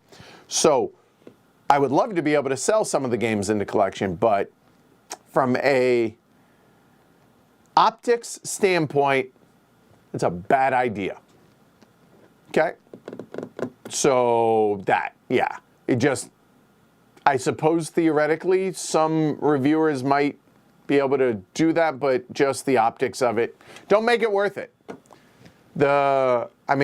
even though it would be theoretically thousands of dollars, right, to be able to then pour back into the show, I just don't think the optics of that make that feasible, I think is a good way to put it. So I mostly have games sprawling all over the studio here. I mean, there's games back there. There's games underneath the stairs. There's my closet, which is full of games and spewing out. There's games all over downstairs. There's, yeah. So, yeah. So, there's that. All right. But yeah, I feel pretty strongly on that. But again, there's no way that we would ever be able to convince the general public, your typical Reddit user, let's say, or BGG user, that you're not profiteering or some ignorant way of thinking that. And I don't mean that as an insult, just ignorant meaning just not knowing, not thinking about it. And it's unfortunate. It's a bummer, but 'tis what it is.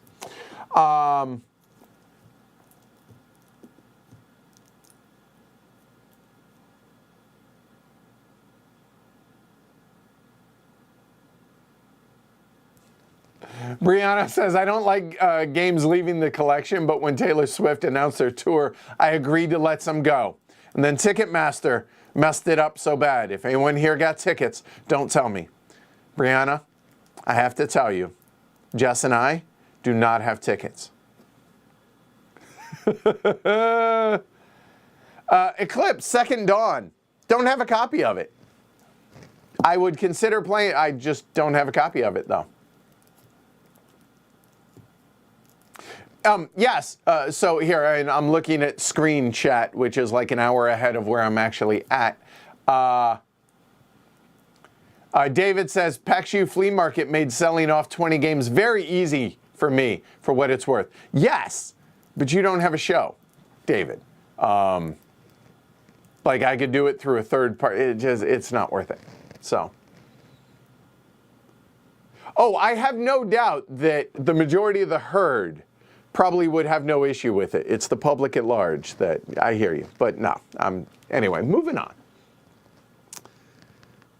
Twilight Struggle. Yeah, Tony, about that. So we're probably going to work our way backwards. Imperial Struggle will be first, and then eventually we will do Twilight Struggle. Now, I was fortunate enough to land a copy a number of years ago of the collector's edition that's sitting in the library. So I would like to be able to like stream that one. That would be cool to do, but it's not going to happen before Polis, which is this week. So there's that.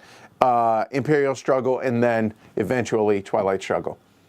I've been reticent to do Twilight Struggle because we're going to be like completely new. Even having a handful of games under our belt, we're going to be completely, and we're going to make so many mistakes from a strategy standpoint, and that's a game where there's legitimate experts out there that I'm really reticent to stream it, because the people are going to be like, oh, you should have, and I'm like, I know, we're not good at it. We're just showing the game off. But it's inevitable that that's going to happen.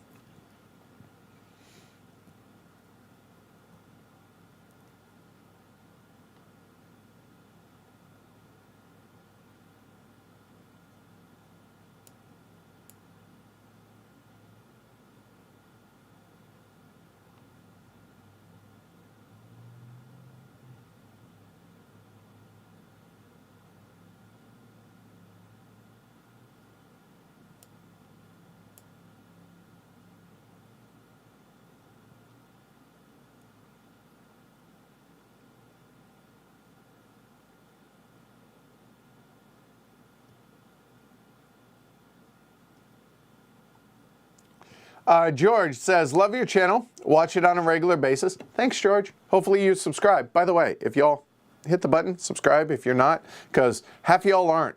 I don't understand that. Costs you nothing. Just bloop, done. That's it. Give it a thumb if you were so inclined, because there's a lot of y'all out there. Forget to give thumbs, and Martin's not here to ask for them, so please, appreciate it. Anyway, George says, love your channel. Watch it on a regular basis. Why do you prefer modern art over Amun-Re? I like the auctions better. Sorry.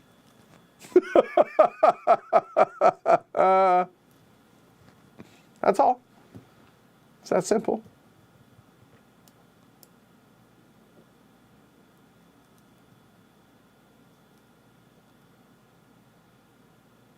And yes, Paul, if a game is hard to get or out of print, Heavy Cardboard will stream it. And that's our goal.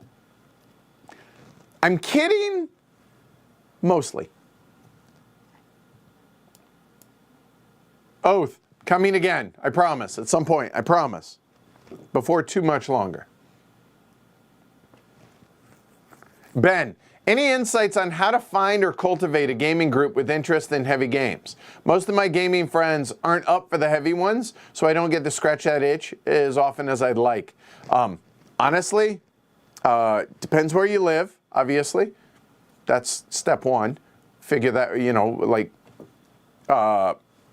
the Slack channel's pretty good because it's all a heavy game dominated group, and there's hundreds, so there's that. But asking online, again, BGG, the Heavy Cardboard Guild, I know there are other Discord and Slack channels other than ours where there are heavy gamers. And then, or going into other groups, finding other folks, and then splintering off from that, not leeching that, like, don't poach people from other groups. But so don't have game nights the same nights. That just feels rude to me. But if you can find some and then expand it, I'll be honest, I am constantly trying to add people to our group. It's hard. It's even hard for me. Like Alyssa's leaving next year. She's going to be near impossible to not replace, but I would like more people because schedules happen, and it just makes my schedule is what other folks' schedule is. And so that's why we stream in the evenings. That's when people can do it. Usually, I mean, solo stuff I can do whenever, and that's why I tend to do solo things during the afternoons because other people aren't available, which makes sense, right? So that said, if you're in the greater Boston area and want to be a part of our group, let me know. Send me an email, heavycardboard@gmail.com, please. So yeah, it's tough, Ben. It really is. Good luck.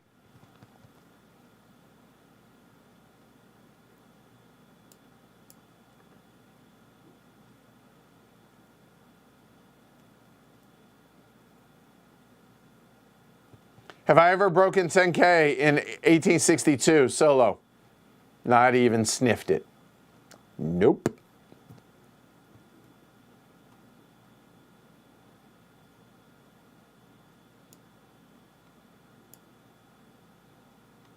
Any game mechanisms that you used to like that are no longer as appealing? Philip asks. Mechanisms.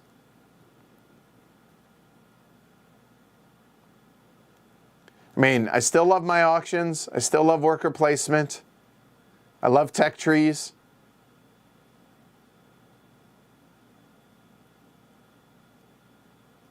I enjoy. No, I don't think so. There might be like the occasional or the minor one here or there, but I don't think so. How about y'all? Are there any mechanisms that y'all used to be into that you aren't anymore? I'm curious because as I see them listed, that will maybe trigger things as far as memory of, yeah, no, I don't like it. But I can't think of anything as far as mechanisms. I've fallen out of love with certain designers, but as taste change, but not mechanisms, I don't think. It's a good question.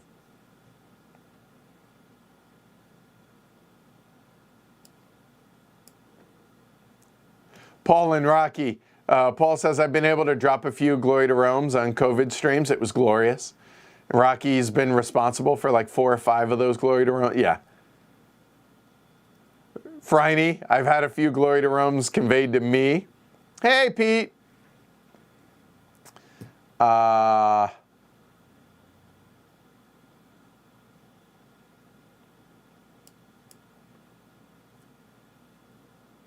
Korean barbecue, also excellent, but don't sleep on Fogo. Like, yeah, I love both.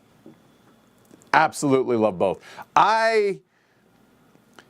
So, kimchi, I love making it, but man, it will stink up a fridge bad. So, yeah, it's funny. Like I watched like how to make small batches. Small batches like 3 heads of Napa cabbage, and like I'm the only one in the family that really likes kimchi. So that's so frustrating. I love me some Korean barbecue though. Ah.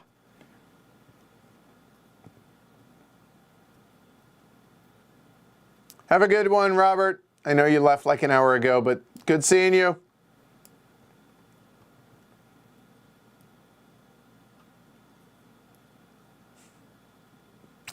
Scott's a Packer fan. How we lost to you all this year, I don't know. Oh, that's so rough. Lions have been on a nice kick lately. I picked the Lions yesterday to beat the Vikings. They look good. They're up and coming. A lot to be excited about there. That's how they get you. Larry, do you typically play a game again before you put it on stream with the group? Yeah, we try and play it a couple times, at least once. Very rarely does anybody come onto the stream cold, meaning like learning it on the stream. It's uncomfortable. Nobody wants to look dumb or make a stupid move or ask a dumb question. They're not dumb questions. They're not stupid moves, but they feel like that when coming into a game cold. So I try my very best to not make anyone feel uncomfortable or put them in uncomfortable situations. On occasion, it will happen, or if a game's so simple that it's fine. If they're comfortable with it, then cool. But we try and play the game at least once, if not a few times. Like, for instance, Polis. We busted it out last week, and then I wasn't fully comfortable being able to stream it yet, so I asked Ken, hey, can we get together? And we played it 2 more times. So now we both feel really comfortable. Not saying it's going to be a very good game as far as strategy, hey, do this type stuff, but from a mechanical standpoint, yeah. I want to make sure that we get that down pretty well. So, yeah. So I feel pretty confident about that. Have I been watching the World Cup? Oh, it's still going on? I'm joking because the U.S. is eliminated. I was catching updates because we were at PAX U during that. And yeah, we had it on in the background during game day. Here, so we watched England, France, and yeah, so like I'm not as big into it. Soccer's not really my thing, but I know Shrey and Alyssa follow soccer far more than I do, so yeah, but I'm following it loosely.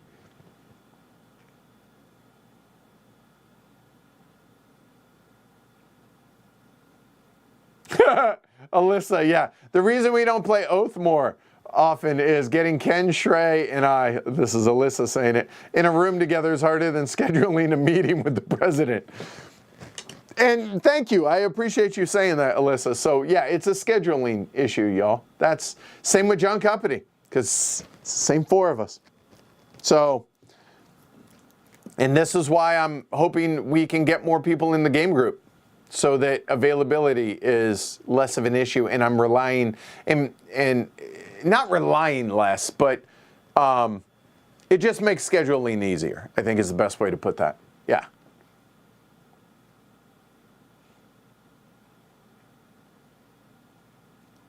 Genway, what do you do with prototype games after you've gotten the published copies? Put them in the closet. So, I would love to get rid of them. Totally would. Now, prototypes, I don't feel strongly, or I feel strongly that I should not give those away or sell them. Well, selling them is not an option, ever, even if it was socially acceptable. No, because a publisher might not want that version of their game out in the public. So those I would never give away. So I don't know what to do with them. That is a really tricky thing, right? Because I feel weird throwing them away or destroying them. That just feels gross, dirty. Then again, there's only so much room. Like, take the meaningful component, cubes, dice, stuff that other games can use. Throw the rest away, but it almost feels like a piece of history. Like, I don't want to, so, what do you do with them? I don't know. So I struggle with that.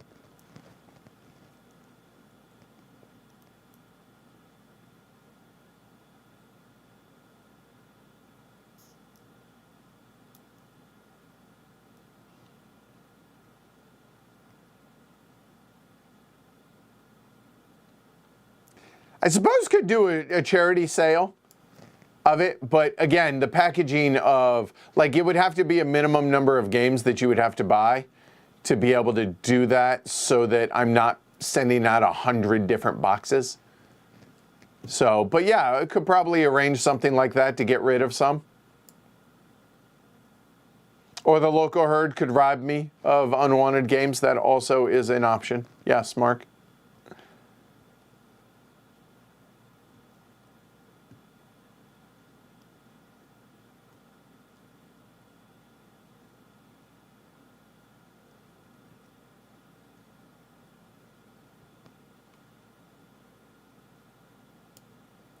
Favorite game right now? Like, favorite in what way? And I'm not being pedantic and I'm not being obtuse. Like, game that I'm most excited to play again? I can't answer that, if that's what you mean. Favorite is in, like, my number one game. Like, I will answer that when I do a top 50. So, in other words, I'm not going to answer that question. But what way did you mean that, Larry? Really? Jerry, Dice Tower sells their games at conventions? For real? Really?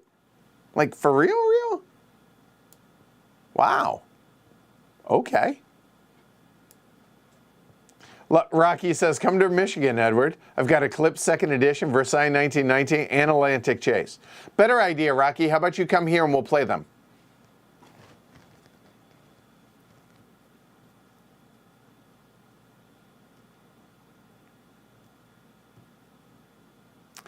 Sebastian, I hope you tuned in time to get the Glory to Rome answer.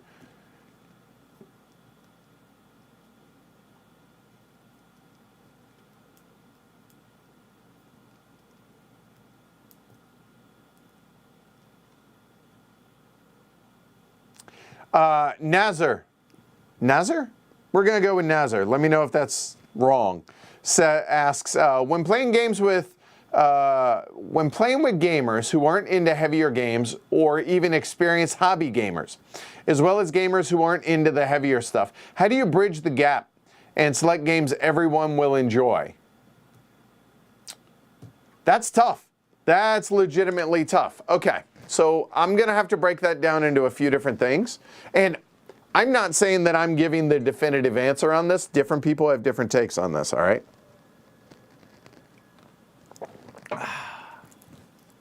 But how do you break new gamers into the hobby? We'll start that. Find a theme they like, or a subject, or something like that, because light games can turn people off of hobby games as much as heavy games can.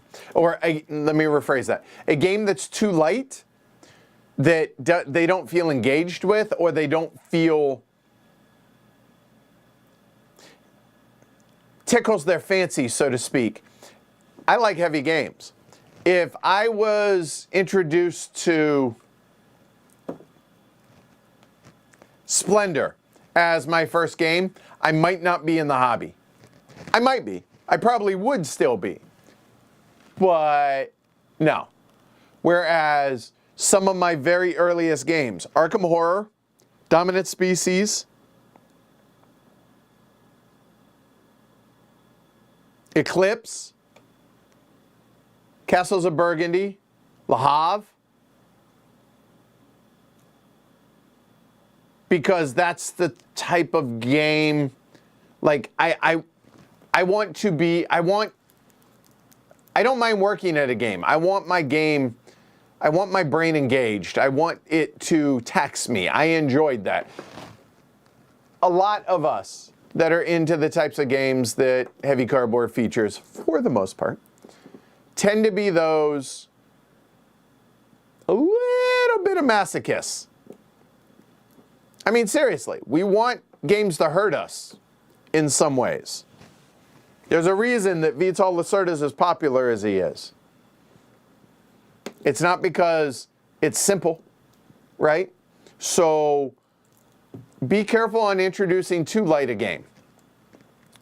Some people want lighter games. So how do you introduce that? Find out what they're into. Find out what they're interested in. I would say start there with newer gamers. Ones that aren't into heavier games. Find one where the theme fits really well with a heavier game. Obsession is a mid-weight Euro, but the theme is dripping in that game. And so using something like that to maybe bring them into a heavier thing. And some people just aren't going to enjoy it, and that's okay. Play what you dig. But that is probably the best way to go about doing that, I would say. All right? And there are the occasional game, and while I'm going through this, I'm trying to think of examples of this, and I can't think of them off the top of my head. But there are games that actually bridge that gap pretty well between if you're really experienced and not experienced. There are games that can be enjoyable to experience together and not be bored out of your mind when you like heavier games and not be overly taxing for newer gamers. So there are some of those. And honestly, I think Le Havre does that pretty well. Like there's layers there. And there are more newer games that also do it, but I can't think of any off the top of my head. All right? So hopefully that answers your question, Nazar, at least somewhat. Hi, Sebastian.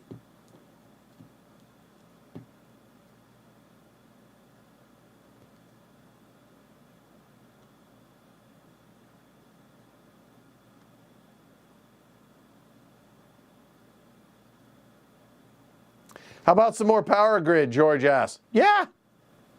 Entirely possible, or not, it's going to happen. Yes.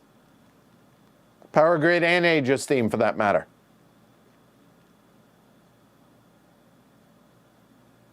George says, and yes, I am subscribed. Thank you, George. Hopefully the rest of y'all are as well. Thumb it, too.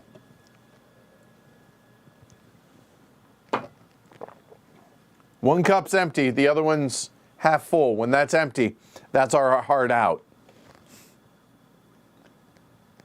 Paul says the Meetup app can find game groups. That's a good, okay, cool.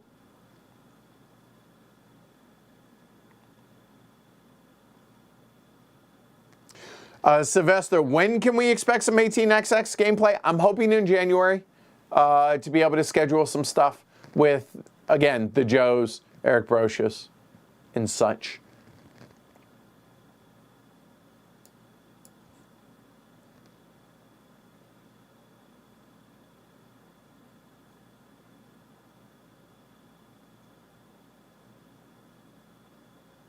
I hope I didn't sorry if I let the cat out of the bag.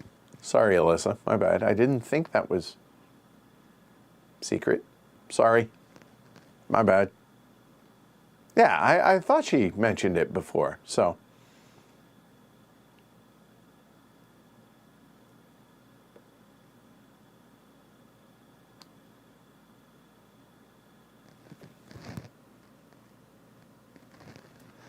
Oh, that's cool. So apparently Matt wears a heavy cardboard shirt when he did the container over at Shut Up and Sit Down when they did the review of it. That's cool. I didn't know that.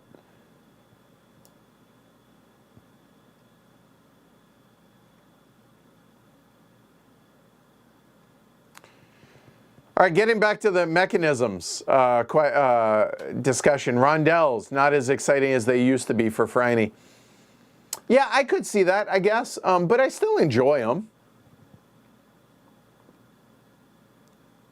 I mean, dice rolling for movement, sure, but I would say that's been gone.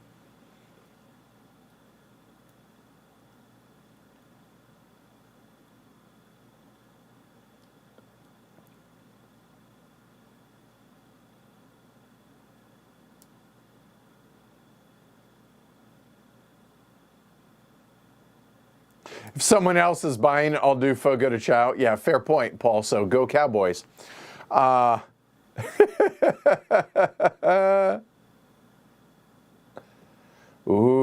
a ramen place that does kimchi broth with kimchi in it.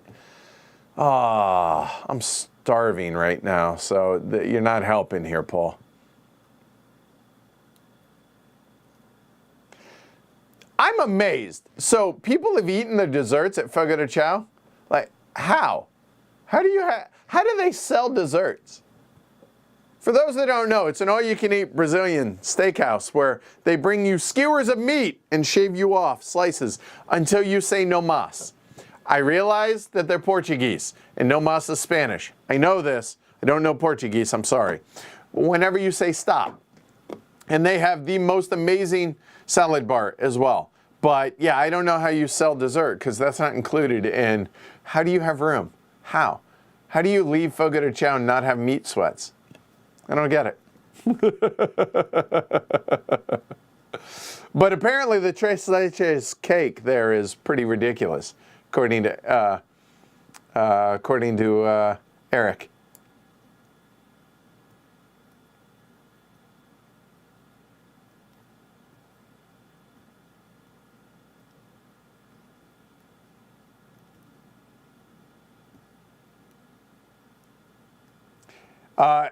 Alyssa, it'll be whatever you want it to be.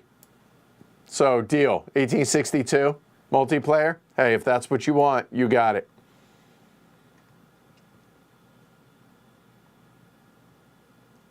Any games you're looking forward to in 2023? Well, the way Horseless Carriage is just, it's going to be close. That would probably be number one, Mr. President, or the whatever that is from GMT, whenever we ever see it. And I'm sure there are others. What are y'all looking forward to in 2023?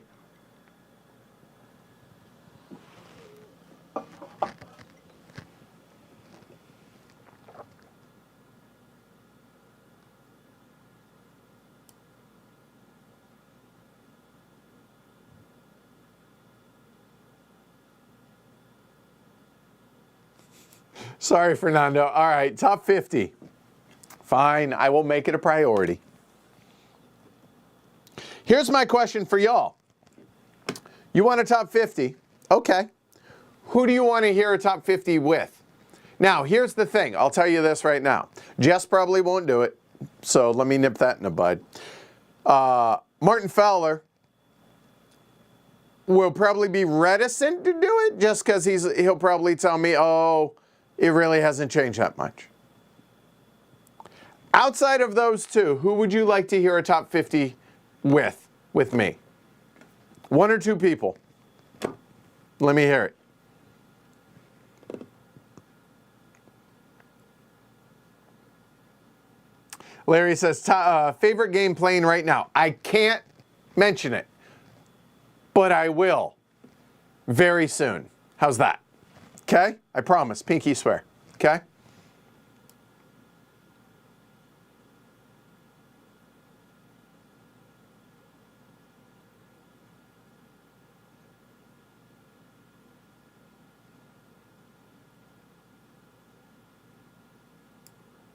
Well, I'm sorry that y'all didn't make the trip, Rocky.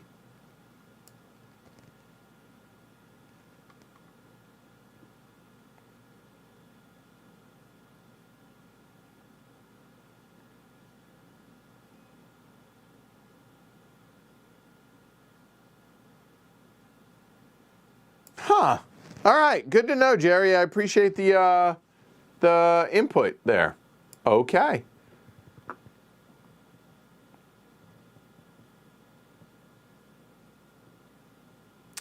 I like that. Yeah. Okay. So here, getting back to the whole selling review copies, right? Or selling games from media folk, me. Mark them at a lower price. Like, so it's helping the community. I like that idea. And maybe at HeavyCon.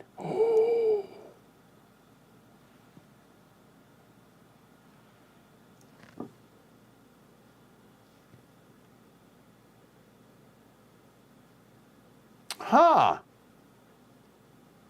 Now there's an idea.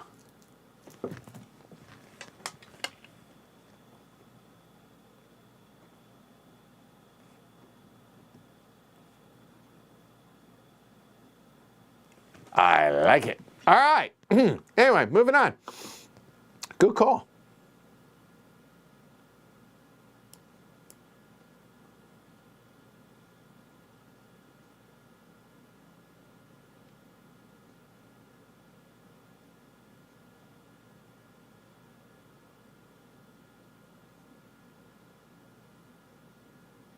Yeah, see, thank you. And Scott brings up a good point.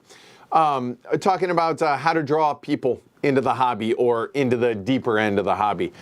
Theme, he says, is it. He says, I've gotten people into High Frontier because the idea of a serious exploration thing was immediately appealing and they were honestly drawn in by the detail and not scared away. Here's another thing. Have something with a table presence, maybe. So I bring this up because at both PAX East, but most recently at PAX Unplugged, we obviously didn't have a booth or anything. So we set up Pompero in the open gaming near the first look area. And when I taught it on Saturday, we had a crowd around us. People just stopping and looking at it because it looked really interesting and it sounded interesting. So while I was teaching it, legitimately we had a crowd around us, around the table watching the teach going on, and people constantly were stopping by, interested in the game. So I think something that just from oh, what's that? I mean, that happens with me. God, I'm trying to think, what game was it that I saw at PAX Unplugged that I was like, wow, that looks interesting. Oh, it was, oh God, it was from DeVere. It's a newer game that it's kind of hot right now, I think. New game, trying to find it, a moment. I mean, it really doesn't matter what it was, but I'm going to try and find it because here we are. It's the Mozart game.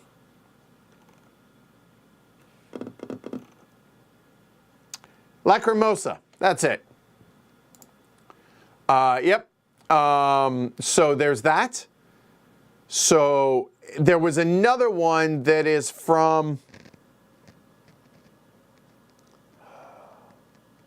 oh, God. This I actually want to talk about. So a moment, and I will get back to that. Let me. So I can't remember the publisher's name, so I had to find the game. And now I had to go click on the publisher there. And now I will sort that. There. Corrupt Parliament from BG Nations. Same publisher as Yin Yang. So they have a game called Corrupt Parliament that I saw it on the table at PAX Unplugged, and I was like, ooh, that looks interesting. So again, I think table presence, something that will grab somebody. I think that is something meaningful as well to be able to draw people in. So yeah, don't sleep on that as well as theme. Okay? Cool. So yeah, I don't think gateway games are always light games. Gateway games can be near it. If High Frontier can be your gateway game, I would argue that almost anything could be a gateway game. I say almost because I'm looking at you, War Games.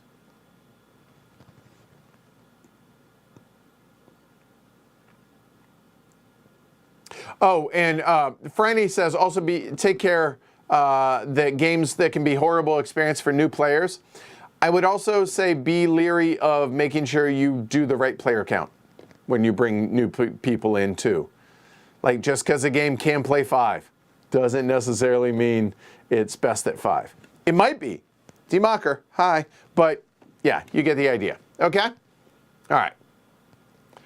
Oh, you're talking about late pledge for Pompero. Yeah, I think it's still open. I don't know. Go look. I don't know.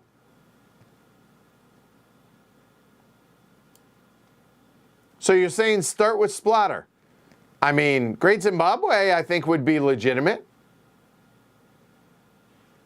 So, yeah, I think it's possible. I know what you're getting at there, though, Larry. I see you.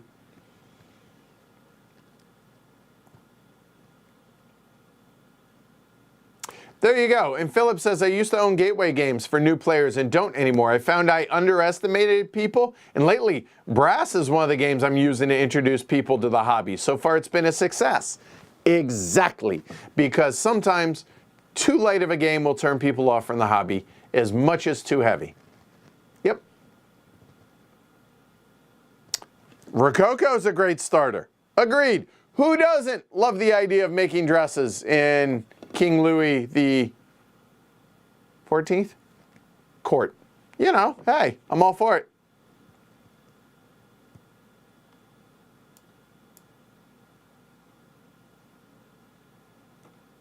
Thank you, Paul. He's suggesting that you all take the next step and become a patron. Certainly appreciate it. Helps pay the bills so I can do this more. All right? So thank you. Certainly would appreciate it. Patreon.com/HCHQ.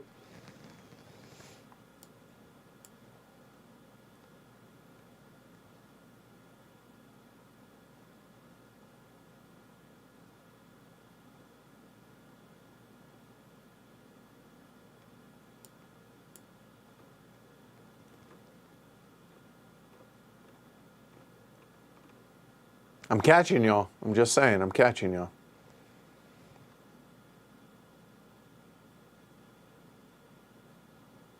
Thank you, Ben. In Portuguese, it's "mas no."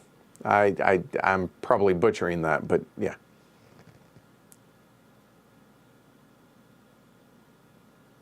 Thanks, Paul. I appreciate that. He said, I'll take a picture of the ramen and put it in Slack for you. Just not yet. Let me eat first. Then you can do that. All right?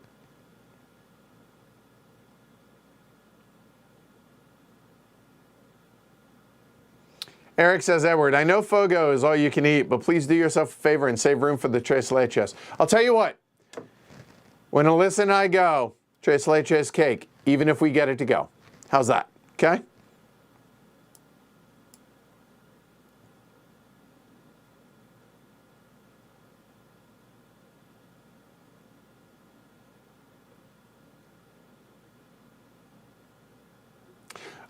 Larry says, it'd be fun to be a part of the group and play games, but Philly's a bit of a drive for a weekly meetup. Plus, I'm not sure my heavy game skills are quite up to the challenge. Fair. But you could always come up for a weekend, train. That's how we got down to PAX U. The train ride was wonderful. Super easy. 6 hours. Really easy. Just saying.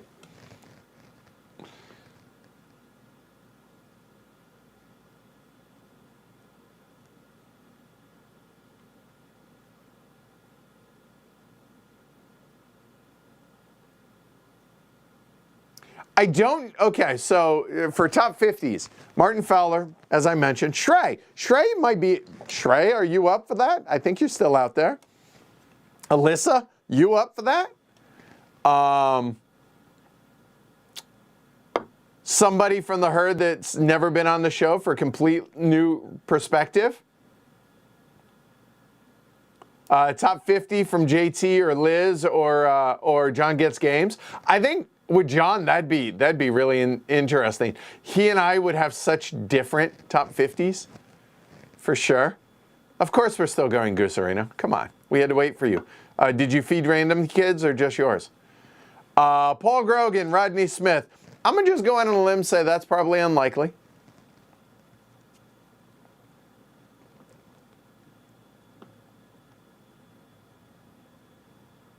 can?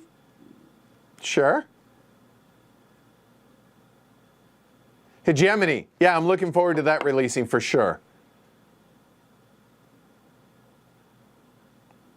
Oh, thanks, Randolph. Said thanks again for doing the stream and happy holidays. Same to you and to everybody else out there.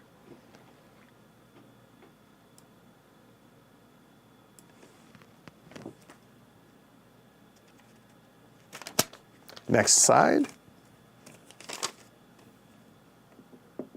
Oops. There we go.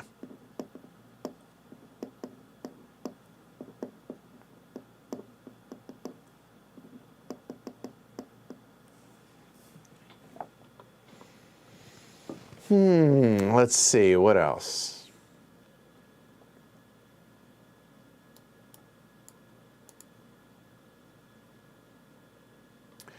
How about a chat of coin games with Rodney and to bring folks into the genre? I haven't played enough of them, honestly. I don't feel like I would be a good one to lead that. I think I leave that to somebody else right now.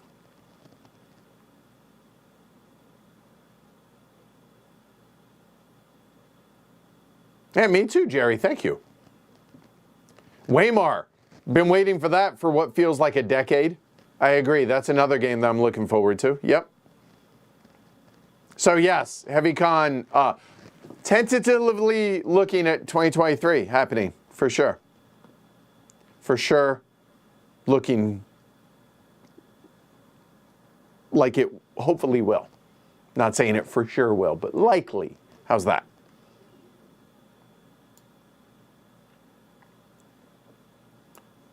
Do you have to have you don't have to be a patron to get an invite to HeavyCon in years past, but we're probably going to limit it to patrons this year. Just to kind of ease back into things. That's not, some people will probably boo-hoo on that and say, oh, it's a ploy to get people. Your $5 a month is not why I'm trying to, it's not a con game, is what I'm trying to say. But it's probably going to be easier to pull from that for this year, to ease back into doing things. So, yeah. I mean, the base, you can be a patron for any amount that you want, and I appreciate for those that go above and beyond, because without y'all, this show ain't happening, so thank you. But, I mean, the base level's $5 a month, so yeah, certainly appreciate that, y'all. Really do. And the main reason we've made it invite only is I don't want to run a convention for 4 days. I want to play games at a convention, and I can do that at HeavyCon because we limit the number of attendees. Like, I think the high point was around 200, 220.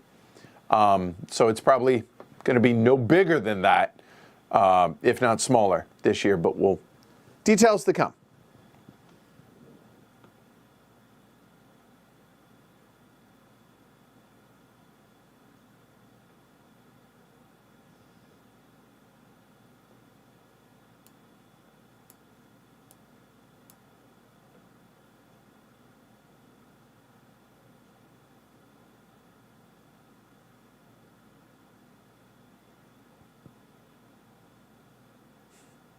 Y'all nailed it on Lacrimosa.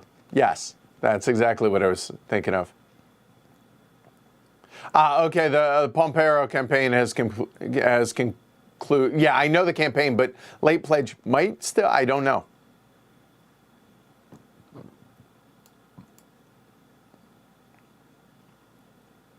Interesting. Genway says, I think it's Feudum that got me into the heavier games because of the table presence. It definitely is a looker. There's no doubt about it. It's funny, we had an interesting chat about Feudum. A bunch of us went to dinner one night. It was Rainer and his son, me, Jess, Candace, Liz, Cole, and some other folks I can't think of off the top of my head. But yeah, chat about Feudum, how, yeah, I'm glad to have taught it. We'll never teach it again. I don't need to. You want to learn how to play it? Go watch. And also, there's something to be said for game days when you're able to, especially for bigger games like a Feudum, right? Or like a Struggle of Empires. Although the rulebook's really not that bad for a Struggle of Empires, surprisingly. But for big games in general, having everybody read the rulebook and or watched a video on how to play it so that you can sit down, briefly discuss some stuff, and get right into the game. There's something glorious about that and wonderful, especially as the games teacher. Now, in our group, we have a lot of games teachers, believe it or not. Yes, I am like the face of the game teaching here on Heavy Cardboard, but Martin does teaching, Shrey, Ken, Alyssa, like Shrey, I think I said Shrey, but like Martin the Younger. In their other side groups, like everybody teaches games. So it's nice when we can just sit down and just play a game. There's something to be said for that, for sure.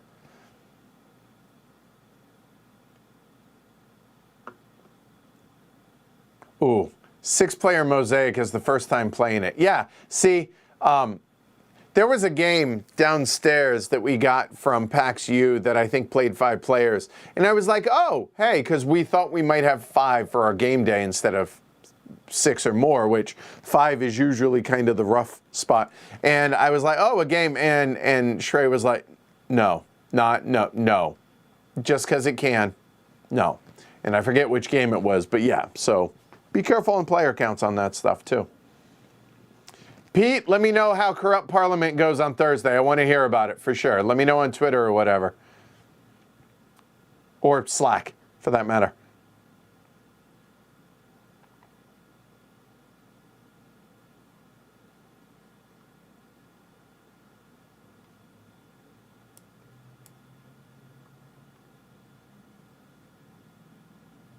Tekenu. There's one that, like, like it hit and then it went like it I know they were getting demoed a lot at PAX U. I know Derek was there, Rainer, Steph, and all them. Tekenu was definitely getting a lot of love at PAX U, so that's cool to see.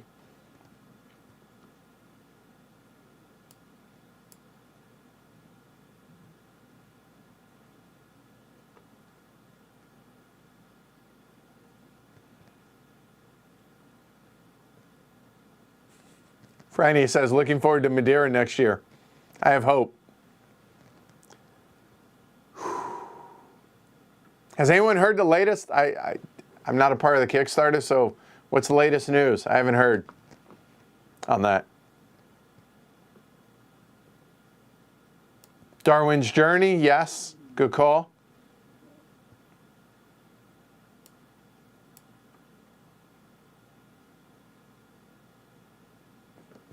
Yes, Heavy Con is Memorial Day weekend. That's when we do it.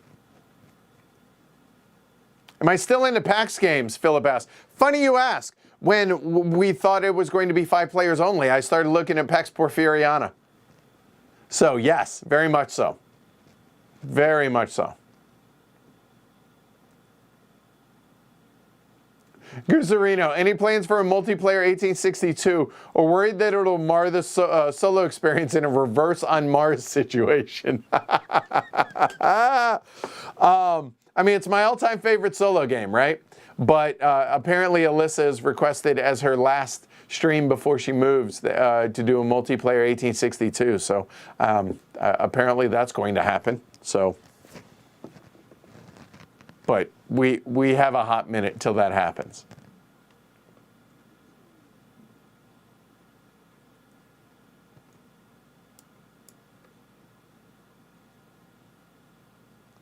Genway, do you have plans to check out Toledo? Yes. If I get sent a copy, which is weird that I don't have it because it's board and dice, but yeah, definitely.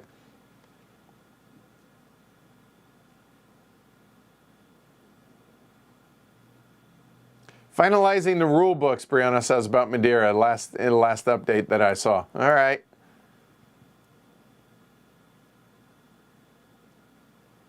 Oh, Fernando, I have a really important question he says. What are those round things on the Glory to Rome board? Been wondering for years and forgetting to ask. These? They're magnets. That's it. They're just magnets. Okay? Up until recently, they were what's keeping Rita up here, but Rita has left. And I don't know where Rita went. I need to find Rita. So they were Rita holders. So there you go. Wow. No big questions. You're a great host and your channel's awesome. You were too kind, Wow. I appreciate that. Thank you.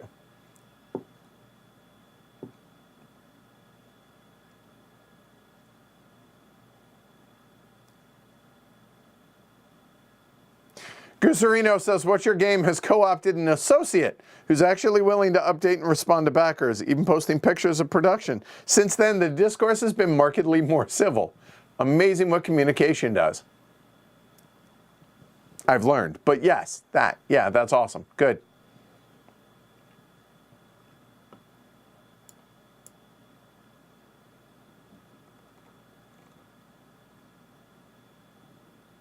Yeah, I need to find Rita. I have caught up. Yes. There you go. Whew. Only took, what? A little over 2.5 hours. That was fun. Yay. I'm going to go eat now, okay? Am I in on Europa Universalis? Sort of. I need to touch base with them. I will add it to the list of things.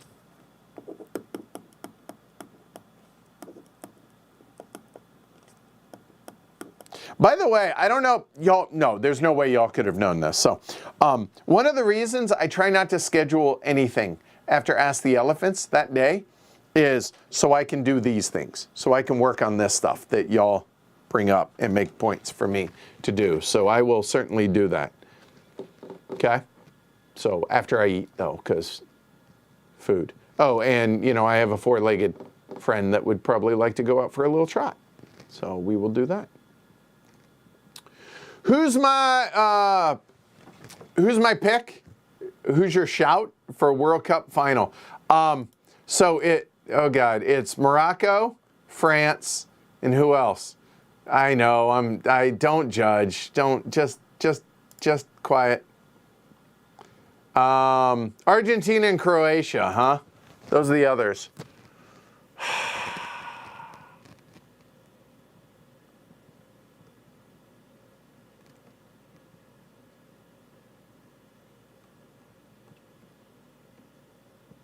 I mean, is it bad that I kind of want to see like a Morocco-Croatia final just because those are the non-traditional? Like France, Argentina, Portugal, England.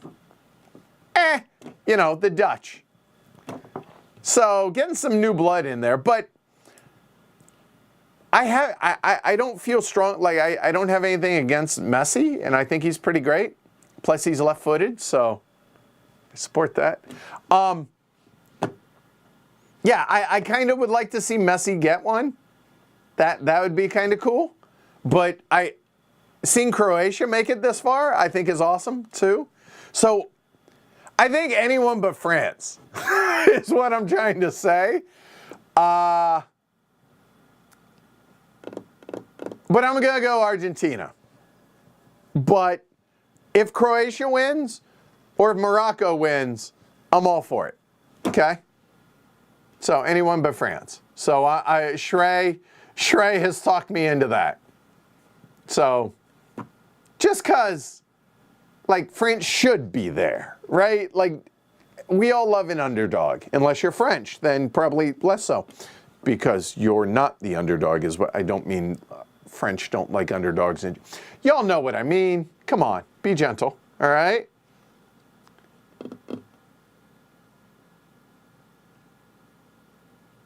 Yeah, I know. Pax Porfiriana teach. That needs to happen.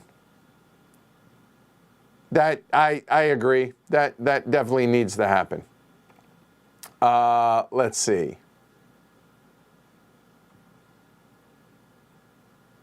Hi, JT. Yes, and apparently you're supposed to help out with the top 50, possibly, maybe, too. So there might be that.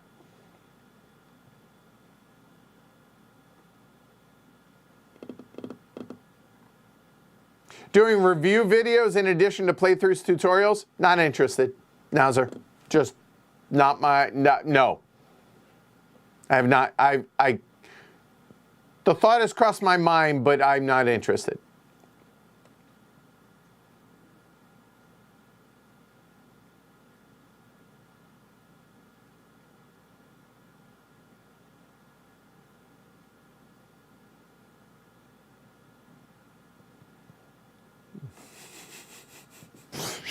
Sorry, I'm enjoying the World Cup banter.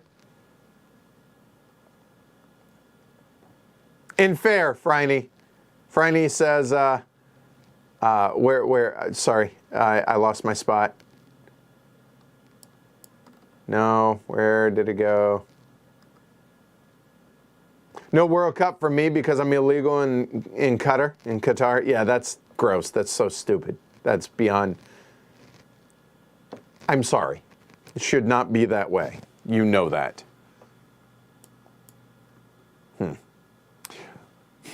Vincent, I want to see Messi get a red card.